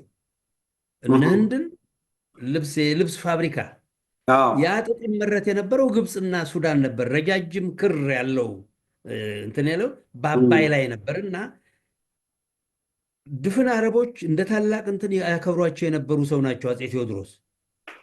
ይህ ሰውዬ ሳይቃጠል በቅጠል ነው። ዛሬ ምኞቱ ኢየሩሳሌምን ነፃ አወጣለሁ የሚል ነው። አይምረንምና ከአሁኑ በርካታ አረቡ ሱዳኑ ሊከተለው ስለሚችል አንድ ነገር እናድርገው ብለው ነው አፄ ቴዎድሮስ ላይ የዘመቱባቸው እንጂ 60 ፈረንጅ ስለታገተ አልነበረም። በርካታው ሰው አንድ እንትን ላይ ምን የሚባል ሰምቻለሁ። ግራኝ አህመድን ያስታጠቀና ጦር የፈጠረለት ቱርክ ዛሬ ኢየሩሳሌምን ቅኝ እየገዛ ነው እና ኢየሩሳሌምን ነፃ ማውጣት እኔ ነኝ ብለው ግጥም ገጥመዋል። እና ጦርነቱንም የማደርገው አርብ ቀን ነው እና ግጥማቸው ምን ይላል? ታጠቅ ብሎ ፈረስ ካሳ ብሎ ስም አርብ አርብ ይሸበራል ኢየሩሳሌም ብለው ራሳቸው የገጠሙት ግጥም ነው። ምክንያቱም አርብ ቀን አሸብሬ ይሄን ወራሪ ነፃ አወጣታለሁ ኢየሩሳሌምን ብለው እቅድ ሁሉ ያወጡና ጦርም ሲገነቡ የነበሩ ታላቅ መሪ ናቸው የሚባል ሰምቻለሁ። ይሄንን ትክክል። እንደውም የመሳሪያ ፋብሪካ ያንን ማንትስ ሴፓስቶፖል በሩሲያ ውስጥ ያለች አንድ ከተማ ስም ናት። በነገራችን ላይ ያን የፈጠሩበት ምክንያት እሳቸው ፈረንጅ ይሄን ሊያደርግ የበቃው በመሳሪያ ነው። የመሳሪያ ፋብሪካ ነበር የፈለጉት። ይሄን ያቋቁሙን ፈረንጅ ይሄን ያውቃል። ሚሽነሪ መጽሐፍ የሚያነብ ሚሽነሪ አልፈልግም እዚህ ብዙ አለኝና የእጅ ባለሙያ ላክልኝ፣ ጥበብ ያለው ላክልኝ አሉ። ይሄን ነበር የፈሩት ፈረንጆቹ። በነገራችን ላይ ለማን ነው ለሜካ የሄዱ የነበሩ እስላሞች ከናይጄሪያ ከበርካታ ሀገሮች ከአረብም ሀገር የኢትዮጵያ እስላሞች ኢየሩሳሌም በሚሄዱበት ጊዜ በትልቅ ከበሬታ ነበር ይታዩ የነበሩት። እንግሊዝን ያንበረበረ ንጉሥ ዜጎች ናቸው በሚል እና አረብ በሙሉ እኚህን ሰውዬ እንደ መሪው ያፈቅራቸው ነበር። ምክንያቱም እንግሊዝ እነ የመን ነኝ በሙሉ እነ ሳውዲ አረቢያ ቱርክ የያዛቸው እንጂ በርካታ እንግሊዞች ያን አካባቢ ይዘውት ነበረ። ቀጥቅጠው ገዝተውታል እንጂ ቀጥቅጠው ይዘውታል። ያን የሚያላቅቅ መስሎ ስለታያቸው እንግሊዝ የያዘውን እንትን እንደ በታላቅ ደስታ ነበር ያዋቸው የነበረው። እኔ ዛሬ ስንት ዓመት ሱዳን ሄጄ እንዲህ አይነት መንፈስ እንዳላቸው ተረዳው። የሱዳኖችም እና በታላቅ ፍቅር ነበር ያዋቸው የነበረው አፄ ቴዎድሮስን እና አፄ ቴዎድሮስን ለማጥፋት ለተደረገው እንትን ትልቁን ሚና የተጫወቱት ዮሐንስ የተባሉት በኋላ አፄ ዮሐንስ የተባሉት ሰው ናቸው። ስለሆነም ነው 80,000 ብረት ሰጥቷቸው ሄደው እንግሊዝ ኢትዮጵያን በለቀቀበት ጊዜ 80,000 ብረት አስታጥቋቸውን ሄደው በዚያ ነው ኢትዮጵያን ምናልባት በኋላ እድል ካገኘው እንትን እለዋለሁ። እንደው ከዚህ ጋር ከተያያዘ እንደውም ከዚህ በኋላ መሰለኝ እኮ የአፄ ዮሐንስ ሀገራቸውን ክደው አፄ ቴዎድሮስን የሚያክል ሰው አሳልፈው አስበልተው እንደገና እንግሊዝ ሱዳን ተነሳብኝ አግዘኝ ጦር ይዘህ አግዘኝ ተብለው መጥተው መሰለኝ የሱዳንን ህዝብ ጎረቤት ሀገርን ለነጭ አግዘው ሊወሩ ሂደው የተቆጣ ሱዳን ነው አንገታቸውን የቆረጠ የሚባል ታሪክ አለ። ትክክል። ያ የሆነው ምንድን ነው? እንግሊዞች ጎርደን የሚባል የእንግሊዝ ጀነራል ነበረ። መሀዲ የሚባል ጎበዝ የሱዳን አገር ወዳድ የጦር አበጋዝ ነበር። ያን ሰውዬ ይዞ ያንጠለጥለዋል፣ ገደለው። ማንን? የእንግሊዙን ጀነራል ገደለው። መሀዲ ኦምዱሩማን ውስጥ መሰለኝ ያንጠለጥለው፣ ገደለው። በዚህ ጊዜ ወደ 5000 በውሃ ጥምና በእንትን የተከበቡ እንግሊዞችን አፄ ዮሐንስን ይለምንና እንግሊዝ በእናንተ በኩል በምጽዋ ነው በቆርደት በየትኛው በኩል እንደሆነ አላውቅም፣ እንዲያመልጡ ይደረጋሉ። እንግሊዞች ስላመለጡ አኮርፋል። እንትና ተገቢም ነው። እንደ መሪ የጎረቤትን ሀገር ሰው እንግሊዝ እንዲያመልጥ የተደረገበትም ምጽዋን እሰጥሃለሁ ነው ምን ያለ ብሎ አታሏቸው ነው። ፈረንጅ መቼም የመጨረሻ ከሃዲ ነው፣ በተለይ እንግሊዝ። ያን ስላደረገ ነው ያቄመባቸውና በጌምድርን ጎንደርን ድረስ መጥቶ ያን ሁሉ ያቃጠለው መሀዲ በእኚህ ሰውዬ ዳግም ክህደት ነው። እና ወዳጅ የሚባል ነገር የሚያውቁ አይደሉም እንዳየ ነው። እና እነኚህ ይህንን ሀገርም እኮ አሁን ጎጃም ውስጥም እንደውም ግጥም ሁሉ አለ። ምግብ የለም ወይ በሀገራችሁ ይሄን ያህል አንካሳውንም አይነ ስውሩንም ይዛችሁ ወረራችሁት የሚባል አሁን ለጊዜው ረሳሁት እንጂ ወደ 20 ምናምን ፈጅተዋል ይባላል። አስታውሳታለሁ። እንደውም አንካሳው በብትር እውሩ በመሪ የተከተለው ንጉስ አይበቅልም ወይ እህል ንጉስ በሀገሩ ዋለ ይላል የጎጃም እንትን። እና ሌላም በሬሳ ላይ መጣው አንካሳው በብትር እውር በመሪ የተከተለው እህል አይበቅልም ወይ ንጉስ አይበቅልም ወይ ንጉስ እንዳለ ትግሬ ለወረራ መጥቶ ነበረ። እና እርጥብ እህል እንጭጩን ይበላይ ነበረ፣ የቀረውን እያጠፋ ሄደ ነበረ ነው። እንደውም በተፈጀው ህዝብ አሁን ስንኙን ረሳሁት እንጂ በሬሳ ላይ መጣው ከምን እንትን እንዳለ ሬሳ ተደርጎ ነበረ።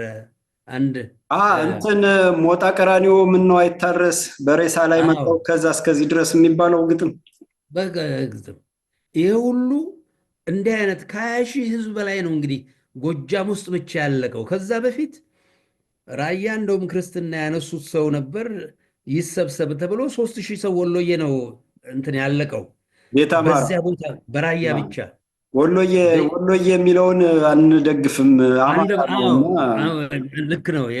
ቤት አማራ ነው መባል ያለበት። ቤት አማራ ነው ትክክለኛ ስሙ።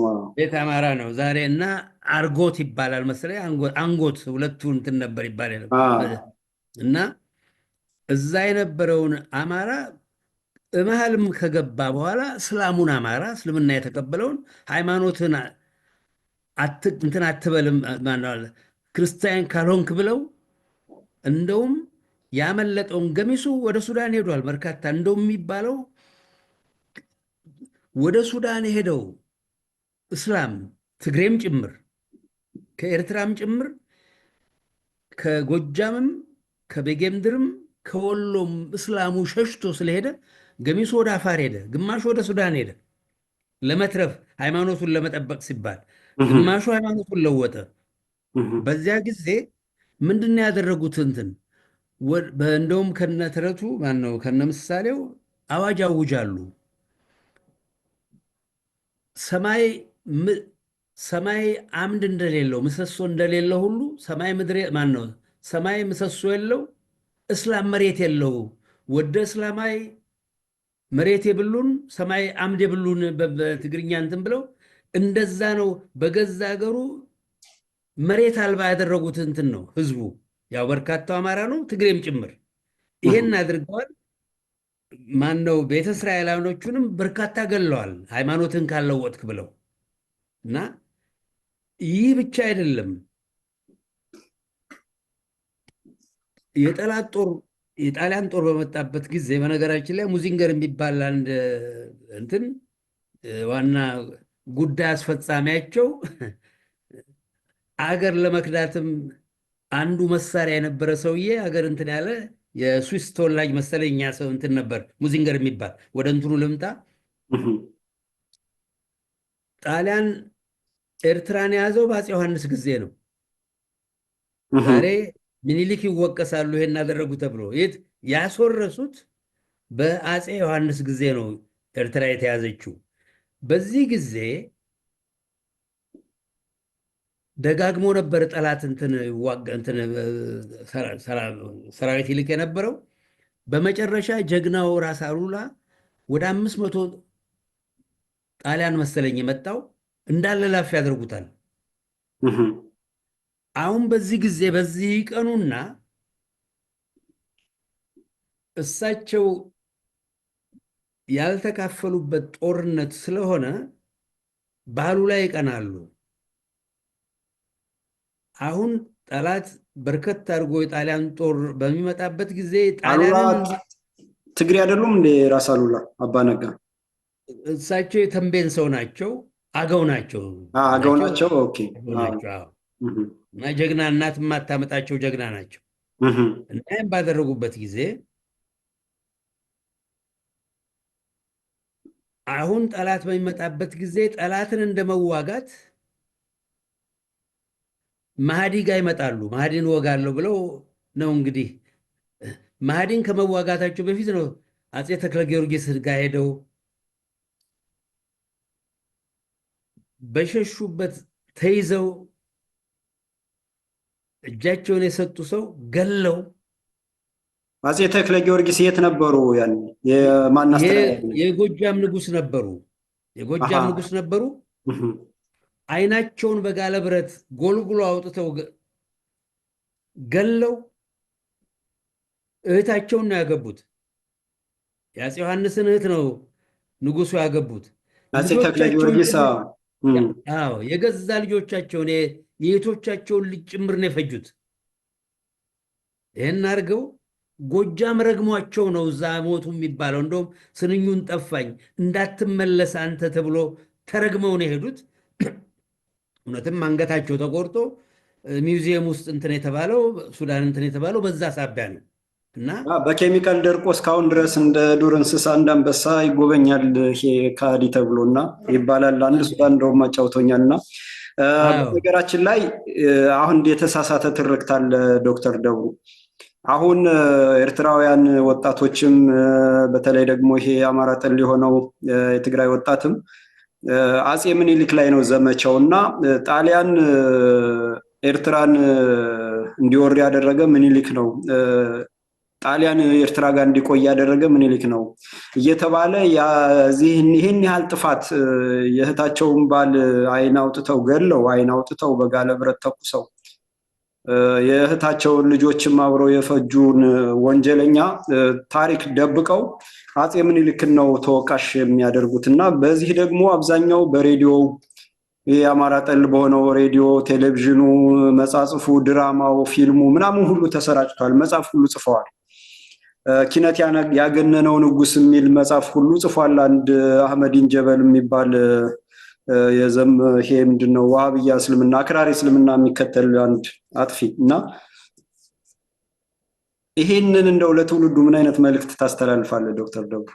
እነኚህ ይሄ ሁሉ እንግዲህ ቅድም እንዳልኩት አላልኩትም ልበለው፣ አዎ ማለት መረታት አለመከት መመታት ይላል እና እንዲህ አይነቱን ወንጀለኛ እንዲህ አይነቱን መጽሐፍ ሲጽፍ ሐሰት መሆኑን ለፍርድ መቅረብ የነበረበት ይሄን እንዲህ አይነት እንትን አፄ ማን ነው አፄ ምኒልክ እነኚህ ምንድን ነው እነሱ በታሪካቸው ክደትና የሀገር ፍቅር የሚባል የማያውቁ ስለሆነ በቅናት የትኛው ምኒልክን የሚያህል እንከን የማያወጣለት ሰው የትኛው ግዛት አገሩን ነው አገሩን የሚለቀው?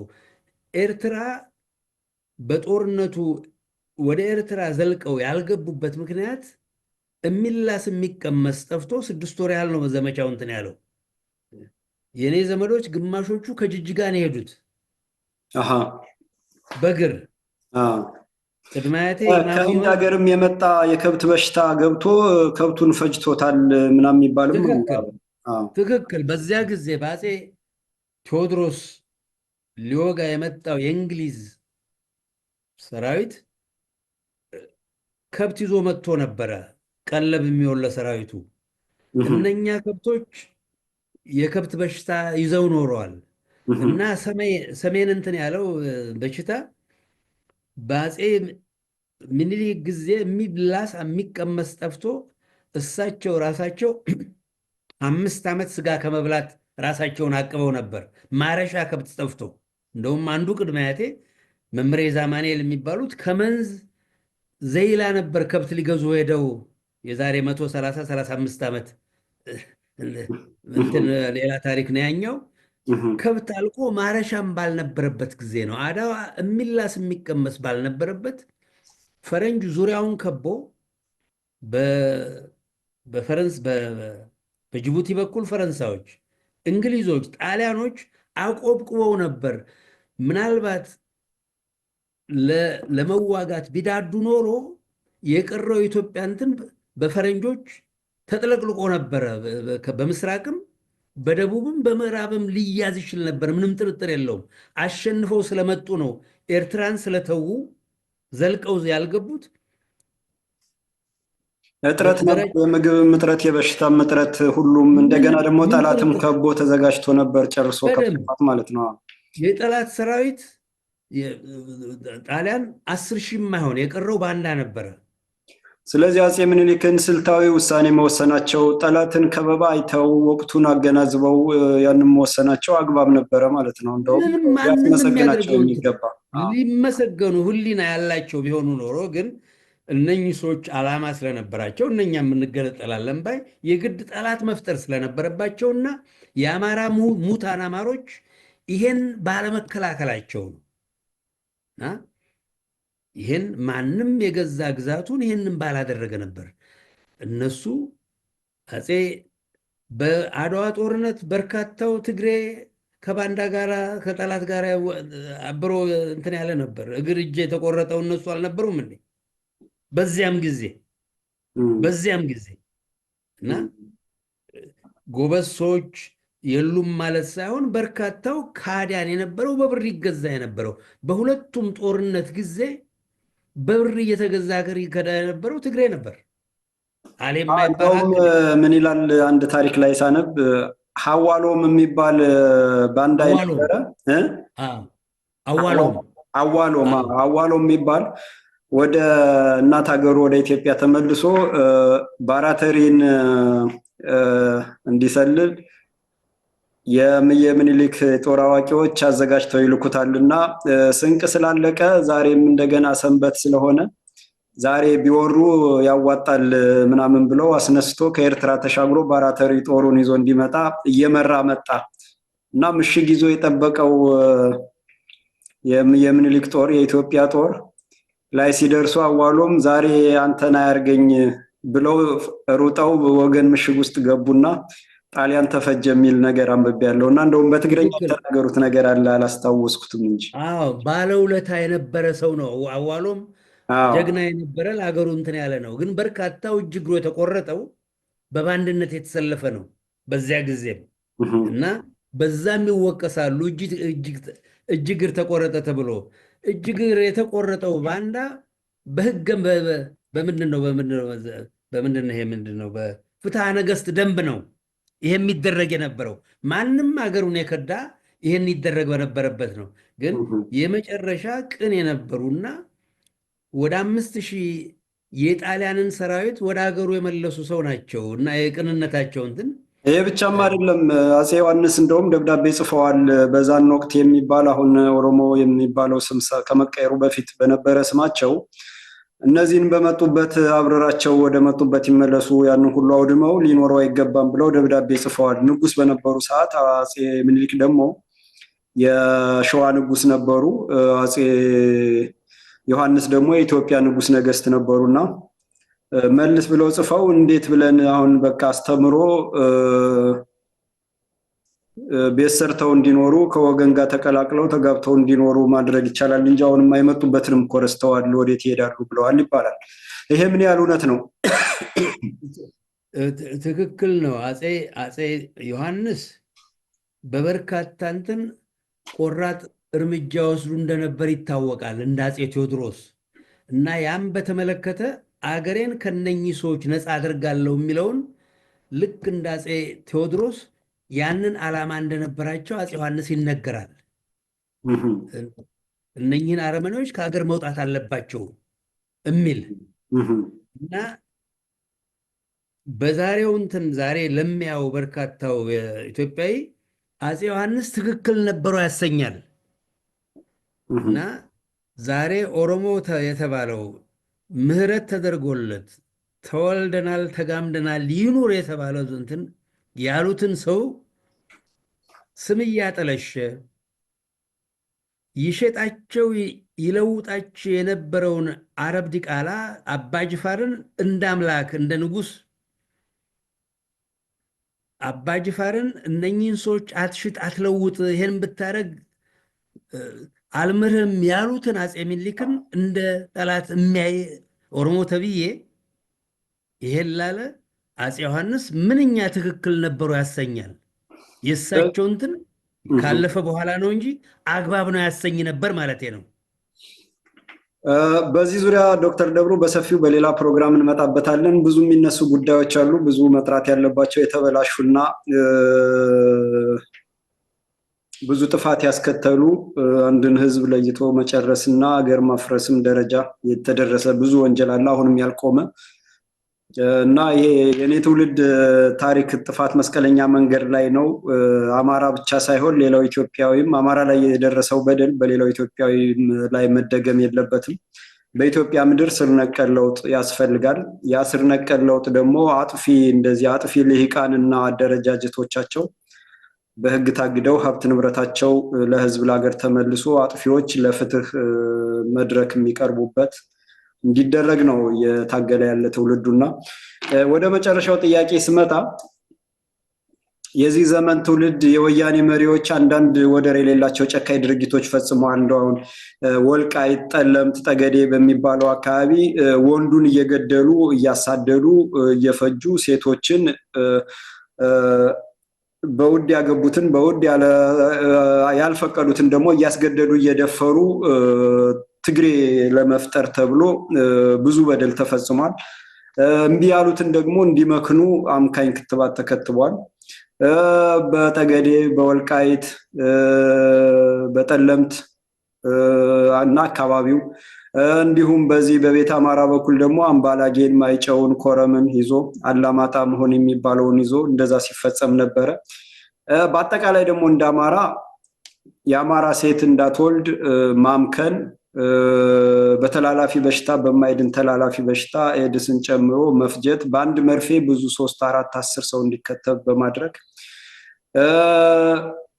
ሲፈጅ በመርዝ ሲያልቅ በጦርነት ሲያልቅ በማሰር በማሳደድ በኢኮኖሚ በማድቀቅ ተፈጅቷል አማራና ይሄ የአማራ ጠልነትን ህገ መንግስት አድርገው አማራ ማንነትን በመታወቂያ በእያንዳንዱ መታወቂያ ላይ ተጽፎ መታወቂያ እየታየ አማራ ከሆነ ከስራም ከትምህርትም ከማንኛውም ማህበራዊ ኢኮኖሚ ፖለቲካ እየተገለለ ለስርዓቱ ቅርብና አገልጋይ ነው የተባለ ደግሞ ጥቅማ ጥቅም እየተከበረለት ውጤት ሳያመጣ ውጤት አመጣ ተብሎ ዩኒቨርሲቲ እንዲገባ ዩኒቨርሲቲ ገብቶ ያልተፈተነውን ተፈተነ ተብሎ ደረጃ እየተሰጠው ውጤት እየተሰጠው እንዲያልፍ እንዲመረቅ ቅድም አንተ እንዳልከውም በተለያዩ የውጭ ሀገር ትምህርት ቤቶች ዩኒቨርሲቲዎች እየተላከ ዶክተር ፕሮፌሰር እንዲባል ብዙ ተሰርቷልና ተጨማሪ እንደው ከዚህ ጋር ተያይዞ ከታሪክ ጋር ተያይዞ ካለፈው ጋር እንደው እኔም ያልጠቀስኩት ካለ የምትገልጸው ካለ ዶክተር ደቡ?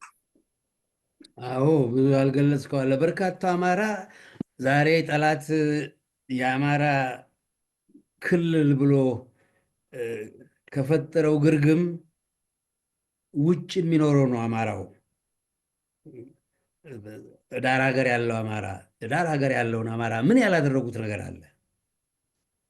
መሀል ያለው እንኳ መቼስ ጎረቤት ምንም እንትን ስላለ ዳር ሀገር ያለውን አማራ የኔም ዘመዶች 52 በአንድ አፍታ እንዲያልቁ የተደረገበት ከነኝን አረመኔዎች አስታጥቀው ግደሉ፣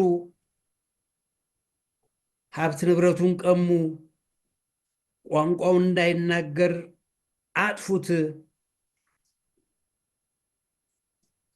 የማርያም ጠላት አድርጉት ብሎ በድፍን ኢትዮጵያ ይሄ ሁሉ ህዝብ ከ10 ሚሊዮን በላይ አማራ እንዲፈናቀል ያደረገው ዛሬ ኦሮሞ ተብሎ ኦሮሚያ የሚባለው ኦሮሚያው ይጥፋ አባቱንስና የወራሪ እንትን ሊባል የማይገባው እንትን ነው። የጥንታዊ ኢትዮጵያኖች ምድር ነው። ኦሮሚያ የሚባለው ራሱ ወንጀል ነው። እንደ ወንጀል እንትን ማለት ያለበት እንትን ነው። እዛ ውስጥ የሚኖረው ከ25 ሚሊዮን በላይ አማራ ነው ያለው። ወደ 35 ሌላ ደግሞ 10 ሚሊዮን ሌላ ኢትዮጵያ ያለ እዛ ምድር ውስጥ ያለው ሰው በገዛ ቋንቋው እንዳይናገር እንግዲህ በርካታው ኢትዮጵያዊ ቋንቋ የጋራ ቋንቋ አማርኛው ነው። የገዛ ቋንቋው እንዳይናገር ተደርጎ መጽሐፍት ቤት እየተቃጠለ ሀረርጌ ውስጥ አማርኛ መጽሐፍት ያለበት በሙሉ የገጠሩ እንትን እንዲቃጠል ተደርጎ አማርኛ ተናገርክ ተብሎ አንድ ልጅ 8 ያገኘ የእኛን ቋንቋ አትናገርም ተብለው ቀረጣጥፎት አንድ አይኑ ጠፍቶ ምንድን ነው አርባ ምንጭ የውሃ ምህንድስና የተማረ የዘመድ ልጅ ታሪኩን ሰምቻለሁኝ። በአማርኛ መነጋገርን የነኝህን የቁሻሾች አፍ ተናገራችሁ ትምህርት ቤት ውስጥ ከአማራ ጋር መናገሩ እንደ ኃጢአት ተቆጥሮ የተጨፈጨፈበት ይህን ያደረገው ወያኔ ትግሬ ነው። ከጠላት ጋር አብሮ ምን ያላደረገው ነገር አለ? መጥቀስ የሚያስፈልገው ያልተደረገ ነገር ነው። ምን ያላደረጉት ነገር አለ? ስድባቸው ምንትስ የነኝህ እኔ ቃል የለኝም ለነኝህ እና ምን ያላደረጉት ነገር አለ ብሎ መጠየቁ ነው የሚቀለው። ያልፈጸሙት ወንጀል የለም በአማራው ላይ ያልፈጸሙት ወንጀል አባቴ የዛሄ ሰውዬ የውዳቂ መለስ የተባለ ከመሞቱ 2-3 ወር በፊት ነበር። አባቴ በመጋቢት ሞቶ ነው ይሄ በሐምሌ ሞት የተባለው እና ሁልጊዜ ይል የነበረው ትግሬዎችን ምን በደልናቸው ነው ያለው። በጠላት ጊዜ ካህኑ አያቴም አርበኛ ነበሩ። ሜስ ማን ነው አስፈትፈሪ ሄደህ እንደሆነ አስፈትፈሪ በመኪና ሄደህ እንደሆነ አርባረከት የሚባል ቦታ አለ። አርባረከት የሚባል አውቀዋለሁ። እዚያ ትልቅ ጦርነት የዛሬ 90 ዓመት ግድም ወይ 95 ጠላት እንደገባ ትልቅ ጦርነት ነበር። በሶማሌ በኩል በምስራቅ የመጣው ጣሊያን በዛ በኩል ያው አማራው እዛ ዘምቶ ፊታውራሪ በላይነሽ የሚባሉ ጀግናም ጭምር የነበሩበት አንዱም አያቴ ቀኛዝማች ክብረት ተሰማ እና አያቴ መምሬ ሙሉጌታም እንትን የዘመቱበት አንድ አረብ ገለው የሊቢያ አንድ ትግሬ ማርከው ነበር። እግሩን ተመቶ 6 ወር አያቴ ቤት ኖሮን ወደ ሀገሩ ሄደው የትግሬ ባንዳ እና አባቴ ይል የነበረው ተሰዶ ሲመጣ የዛሬ 33 ዓመት ወደ ተርፈው ሲመጡ ትግሬን ምን በደል ነው ምን አድርገናቸው ነው እነኝህ ሰዎች ነበር ይል ነበር። እና ምን ያላደረጉት ነገር አለ? ኢትዮጵያን ኢትዮጵያ ባደረገ በገዛ በደሙ ጣሊያኖችም የጻፉት 94% የኢትዮጵያ አርበኛ አማራ ሆኖ ኢትዮጵያን ኢትዮጵያ ባደረገና ትግሬ በድፍን ኢትዮጵያ ነግዶ አስተምሮ ምንም ሆኖ እንዲኖር ያደረገ በአማራ ደም ሆኖ በአማራ ደም ሰሜንም የነበረው ጦርነት በርካታው በሰሜን የሚዋጋ የነበረው በትግሬም በኤርትራም አማራው ነበረ። ምንም ጥርጥር የለውም። ሌላው ቀርቶ ባህር ነጋሽ የሚባለው ዛሬ ባህር ነጋሽ ኤርትራ የሚባለው ምጽዋ እዛ የነበረው ሰራዊት ከደንቢያ ከወሎ ሄደ የነበረ የኢትዮጵያ ሰራዊት ነው። እዛ ምንተኛ የነበረው እና ምንም ጊዜ ለኢትዮጵያ ደራሹ አማራ ነበረ። በምንም ጊዜ ያልቅም የነበረው 94% የኢትዮጵያ አርበኛ የነበረበትም ይሄን ነው። እንግዲህ የትግሬ ባንዳ እንጂ አርበኛ ባልነበረባት ኢትዮጵያ ይሄ እንኳን ሳይከብዳቸው ይሄን ያደረገ አማራ እናጠፋለን ለሚሉ ሰዎች እንግዲህ አንድ የትግሬ እንደነገርኩ ባለፈው በ1928-29 የጣሊያን መረጃ ያመለከተው 25,000 አርበኞች ነበሩ። ከ25,000 23,500 አማራ ነበር። የቀረው 6% በቅድሚያ ሲዳማ ነበር። እንደውም ያለው የትግሬ ባንዳ እንጂ አንድ አርበኛ አልነበረም። አንድ እንዲህ አድርጎ ባቆማት ሀገር ነው እንግዲህ በነፃነት ተምሮ ምንም ነገር ሊደርስ የሚችለው ሚኒስቴር ምንም ከማንም አማራ የበለጠ እድል የነበረው ትግሬ በአማራ ላይ ይህን ማሰቡ እኔማ ለፈጸሙት ሳይሆን ስላሰቡ ብቻ ለፍርድ መቅረብ የሚገባቸው ናቸው ባይ ነኝ። በነገራችን ላይ ዶክተር ደብሩ መለስ ዜናዊ አንዴ ምን ብሏል? እንግዲህ 23,500 አማራ ነው። ከ25,000 አርበኛ ውስጥ 23,500 አማራ ከሆነ እና በሌላውም ለሀገሩ እሙን መሆኑ ፍትሃዊ መሆኑ በራሱ እሴት የራሱን ማንነት የቀረጸ ህዝብ በመሆኑ ይሄ አንደኛ የበታችነት ስሜት እንዲሰማቸው ነው አልመሰለኝና መለስ ሲጠየቅ አንዴ ስለ ሰንደቅ ዓላማ ተነስቶ ሲጠየቅ ሰንደቅ ዓላማ ጨርቅ ነው አለ እና ይህን ሰንደቅ ዓላማ ጨርቅ ነው፣ እኛ ግን የምንታገለው ከዚህ ሰንደቅ ዓላማ ጀርባ ያለውን አስተሳሰብ ነው ብሏል። እንግዲህ ይህን ሰንደቅ ዓላማ አማራን አጥፍቶ አማራ ሲነሳባቸው ለማታለል ይህን ሰንደቅ ዓላማ ነው የሚያሳዩት።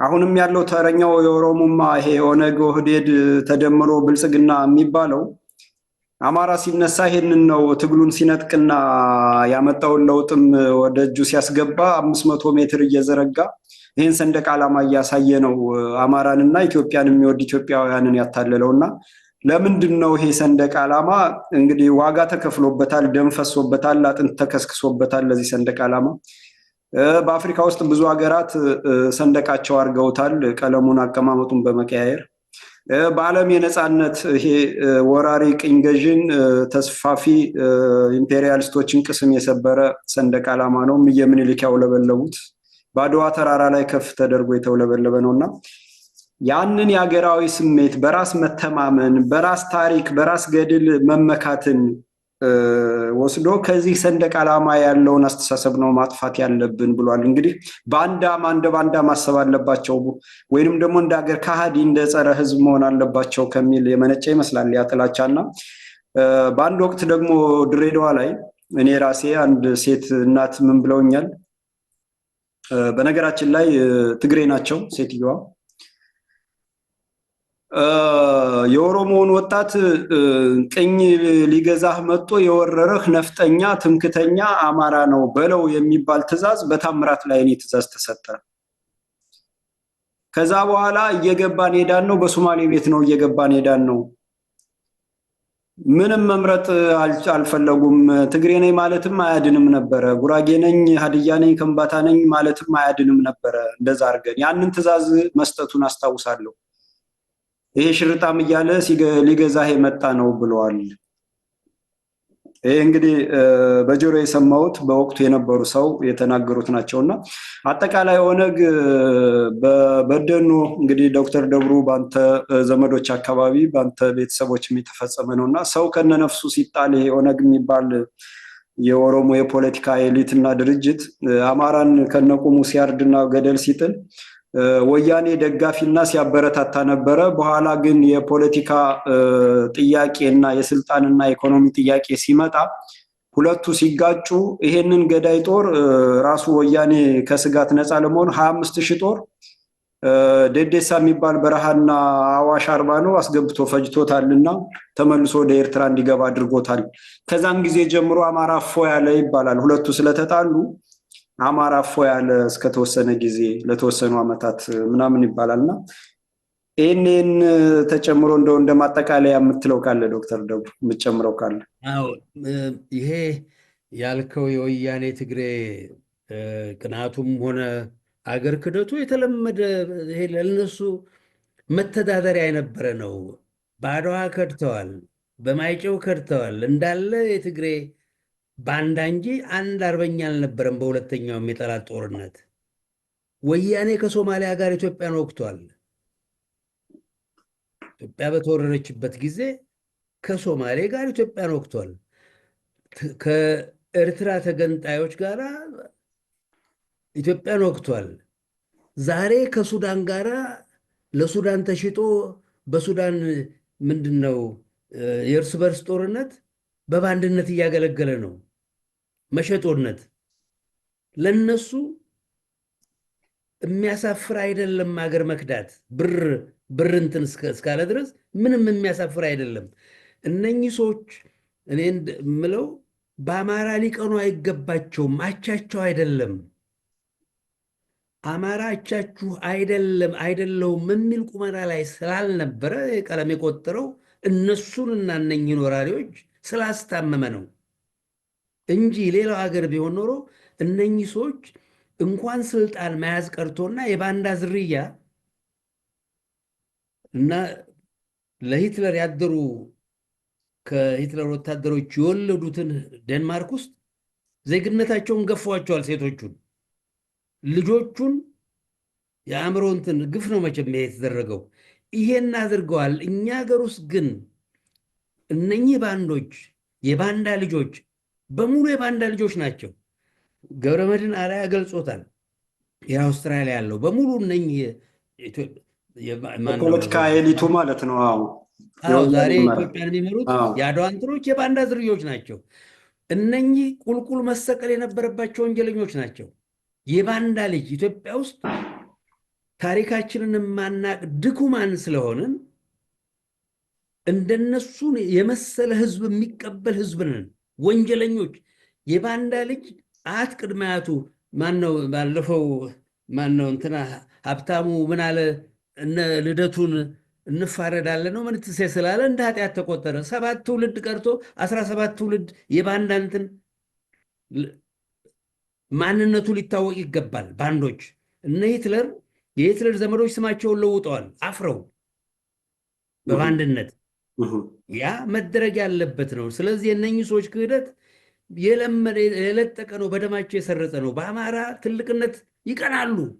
አቻቸው አይደለም ግን አማራ ይሄን ማለት ተሳነን የሚል የቀለም የቆጠረው ሙታን አማራ ይሄንን እንኳ ማለት ስለተሳነው ነው እነኚህንና ወራሪዎችን ከሀገር መነቀል ያለባቸውን ወራሪዎች እንትን የሚለው አዛዥ ሆኖ የሚያገለግል የእውቀትና የሀብት ምንጭ ሆኖ ስንቅ ቋጣሪ ቀለብ ሰፋሪ የሆነው ራሱ አማራው ኤሊቱ ለመጣ ሄደው ተለጣፊና ሸርጓጅ ሆኖ ነው። ይሄ እንግዲህ ይሄ በዚህ ትውልድ ይቆማል፣ የሚወቀስ ይወቀሳል፣ መጠየቅ ያለበት ይጠየቃል። እንደውም በሶማሌ ጦርነት ካነሳው ላይ ቀር ኢህአፓ የሚባል አደረጃጀት ከወያኔና ከኦነግ ጋር አብሮ ለሶማሌ ለዚያድ ባሬ ጦር አግዞ የኢትዮጵያን ጦር ይወጋ ነበረ እና አስተኳሽም ሆኖ ያስተኩስ ነበረ እና አሁንም ቢሆን በነገራችን ላይ በዚህ በሱዳን የእርስ በርስ ጦርነት እንደ ሚሽነሪ ተቀጣሪ ቅጥረኛ ወታደር ሆኖ የሚያገለግል ሳምሪ የሚባል ቡድን አለ። አማራን ማይካድራ ላይ አርዶ አብሮት የኖረን ተጋብቶ ተዛምዶ የኖረን ሂዶ ወሮ በመኖረበት ምድሩ ላይ ሲወጣ ግን አርዶት በማጭድ በቆንጨራ አርዶ ከስንት ሺህ በላይ አማራ ጨፍጭፎ የወጣ ኃይል አሁንም በቅጥረኛ ደሞዝ እየተከፈለው በእርስ በርሱ ላይ የሱዳን ሚሊሺያ እና የሱዳን ጦር በሚዋጋበት ላይ ቅጥረኛ ሆኖ እየተዋጋ ነው። ይሄ ሳምሪ የሚባል አማራን ያጠፋ ነው እና የተመዘገበ ነው። እንግዲህ ዶክተር ደብሩ ለዛሬ ያስኳቸው ጥያቄዎች እነዚህ ናቸው። በሚቀጥለው ደግሞ በሌላ ጥያቄ እንገናኛለን። እንግዲህ ስላስተማርከን እድሜ ይስጥልን፣ እግዚአብሔር ይስጥልን፣ ኑርልን። በአማራ ወጣት ስም አመሰግናለሁ። የምትለው መሰናበቻ ነገር ካለ እሱን እናዳምጥና የዛሬ ፕሮግራማችንን እዚህ ጋር እንዘጋለን። በጣም ጥሩ ነው። ምንም እንትን የሚጨመርበት ነገር የለውም። ያው እንግዲህ እኛ ጠቅላላውን አማራ ለዚህ የበቃንበት ወደሽ ከተደፋሽ ቢረግጡሽ አይድፋሽ ነው። ስለዚህ አረመኔ መሀል የሚኖር ህዝብ የገዛ ሚዛኑን ነው የገዛ ቁናውን ነው ሊገለገል የሚገባው በአረመኔ ቁና አይደለም። እና በአረመኔ የተወረረ ህዝብ ነው ዛሬና አማራ ይሄን የፈጸሙበት ባዕዳን ትላንትና ሀገር የወረሩ እና እነኚህ ካዲያኖች ከታሪክ የማይማሩ ይሄን የሚቀለብሰው አማራ ብቻ ነው። እና አማራ ሲሆንና የአያት የቅድመ አያቶቹ ልጆች በሚሆንበት ጊዜ ነው። ይሄ ካልሆነ ምን ሊከተል እንደሚችል አይተነዋል። በ50 እንግዲህ ባለፉት 34 ዓመት ምን ያላደረጉት ነገር አለ እነኚህ ወራሪዎች። እንደውም ገለው አማራ እንዳለ አጥፍተው ሁለት መንግስት ሊያቆሙ ነበር እኮ እቅዳቸው። ስለዚህ የተመሰረቱት በአማራ ርስት ላይ አማራን አጥፍተን ኢትዮጵያን ከልካይ አልባ እናስቀራለን፣ ሌላውን ነገድ ጨፍልቀንም ውጠንም አጥፍተንም ጨፍጭፈንም ታላቋን ትግራይና ታላቋን ኦሮሚያ እንገነባለን ተብሎ ነው በአማራ ላይ የዘመተው። እንግዲህ አማራን እንደ ጠላትነት ፈርጀው ኢትዮጵያን ቅኝ ገዢ አማራን ጨቋኝ አድርገው የፈጠሩት ትርክት ራሳቸው በተግባር ማንነታቸውን አጋልጠው ሌላው ኢትዮጵያዊም አማራ ምን እንደሆነ ተገንዝቦ 3000 ዘመንና ከዛ በላይ የኖረችን ጠብቆ ያቆየ ሀገር የአማራን ታላቅነት ተረድቶ አሁን አማራ አሸንፎ ኢትዮጵያ ቀጣይነት እንዲረጋገጥ ሌሎች ኢትዮጵያውያንም ሰላምና ደህንነታቸው ተከብሮ ህልውናቸው ከባህላቸው ከቋንቋቸው ከእምነታቸው ጋር እንዲቀጥል ከፍተኛ ምኞትና ከፍተኛ መነሳሳት ላይ ናቸው ያሉት። ኢትዮጵያ እንደምናየው እንግዲህ ትንሳኤዋ ሊመለስ ወደ ነበረ ማማዋል ትመለስ አማራም አማራነቱን የጣለውን የተወውን አማራነት መልሶ እንዲያነሳ የተደረገበት ወንጀል ነው የተፈጸመብን። ወንጀሉ ይሄ ተብሎ የሚነገር አይደለም። እንግዲህ ይሳካልላለሁ። ዶክተር ደብሩ አመሰግናለሁ። አድማጭ ተመልካቾቻችን ይህ የፍኖተ አማራ ዝግጅት ነው። ፍኖተ አማራ እንደተለመደው ዝግጅቱን በዘመር ቲቪ በተከታታይ ያቀርባል። ዘመር ቲቪ በሳተላይት እንደዚህ አይነት ሀቆችን እውነቶችን ለህዝብ እንዲደርስ የተደበቁት መጋረጃቸውን አራግፈው ሀቅና እውነት ለህዝብ እንዲቀርብ የአየር ሰዓት ፈቅዶልን ለፍኖተ አማራ የአየር ሰዓት ፈቅዶልን እንደዚህ አይነት ትምህርታዊ ሀቅና እውነቶችን ይዘን እያቀረብን ነው፣ ይዘን ቀርበናል። በቀጣይነት አለው። ፍኖተ አማራን በዘመር ቲቪ ለመከታተል ዘመር ቲቪን ማገዝ፣ ማብቃት፣ ማደርጀትና ባለቤት መሆን አስፈላጊ ነው። ይሄንን አሳስባለሁ። ይሄንን የምናደርገው ህልውናችን ስለሚያስገድደን የሀገራችን ዕጣ ፋንታ ስለሚያስገድደን እንጂ በውዴታ በምናምን የሚባል አይደለም። ግዴታ አለብን። የህልውናችንን ኃላፊነት እንድንወጣ ግዴታ አለብን። ኃላፊነታችንን እንድንወጣ እያሳሰብኩ የዛሬ ዝግጅቴን እዚሁ ጋር እጨርሳለሁ። አመሰግናለሁ።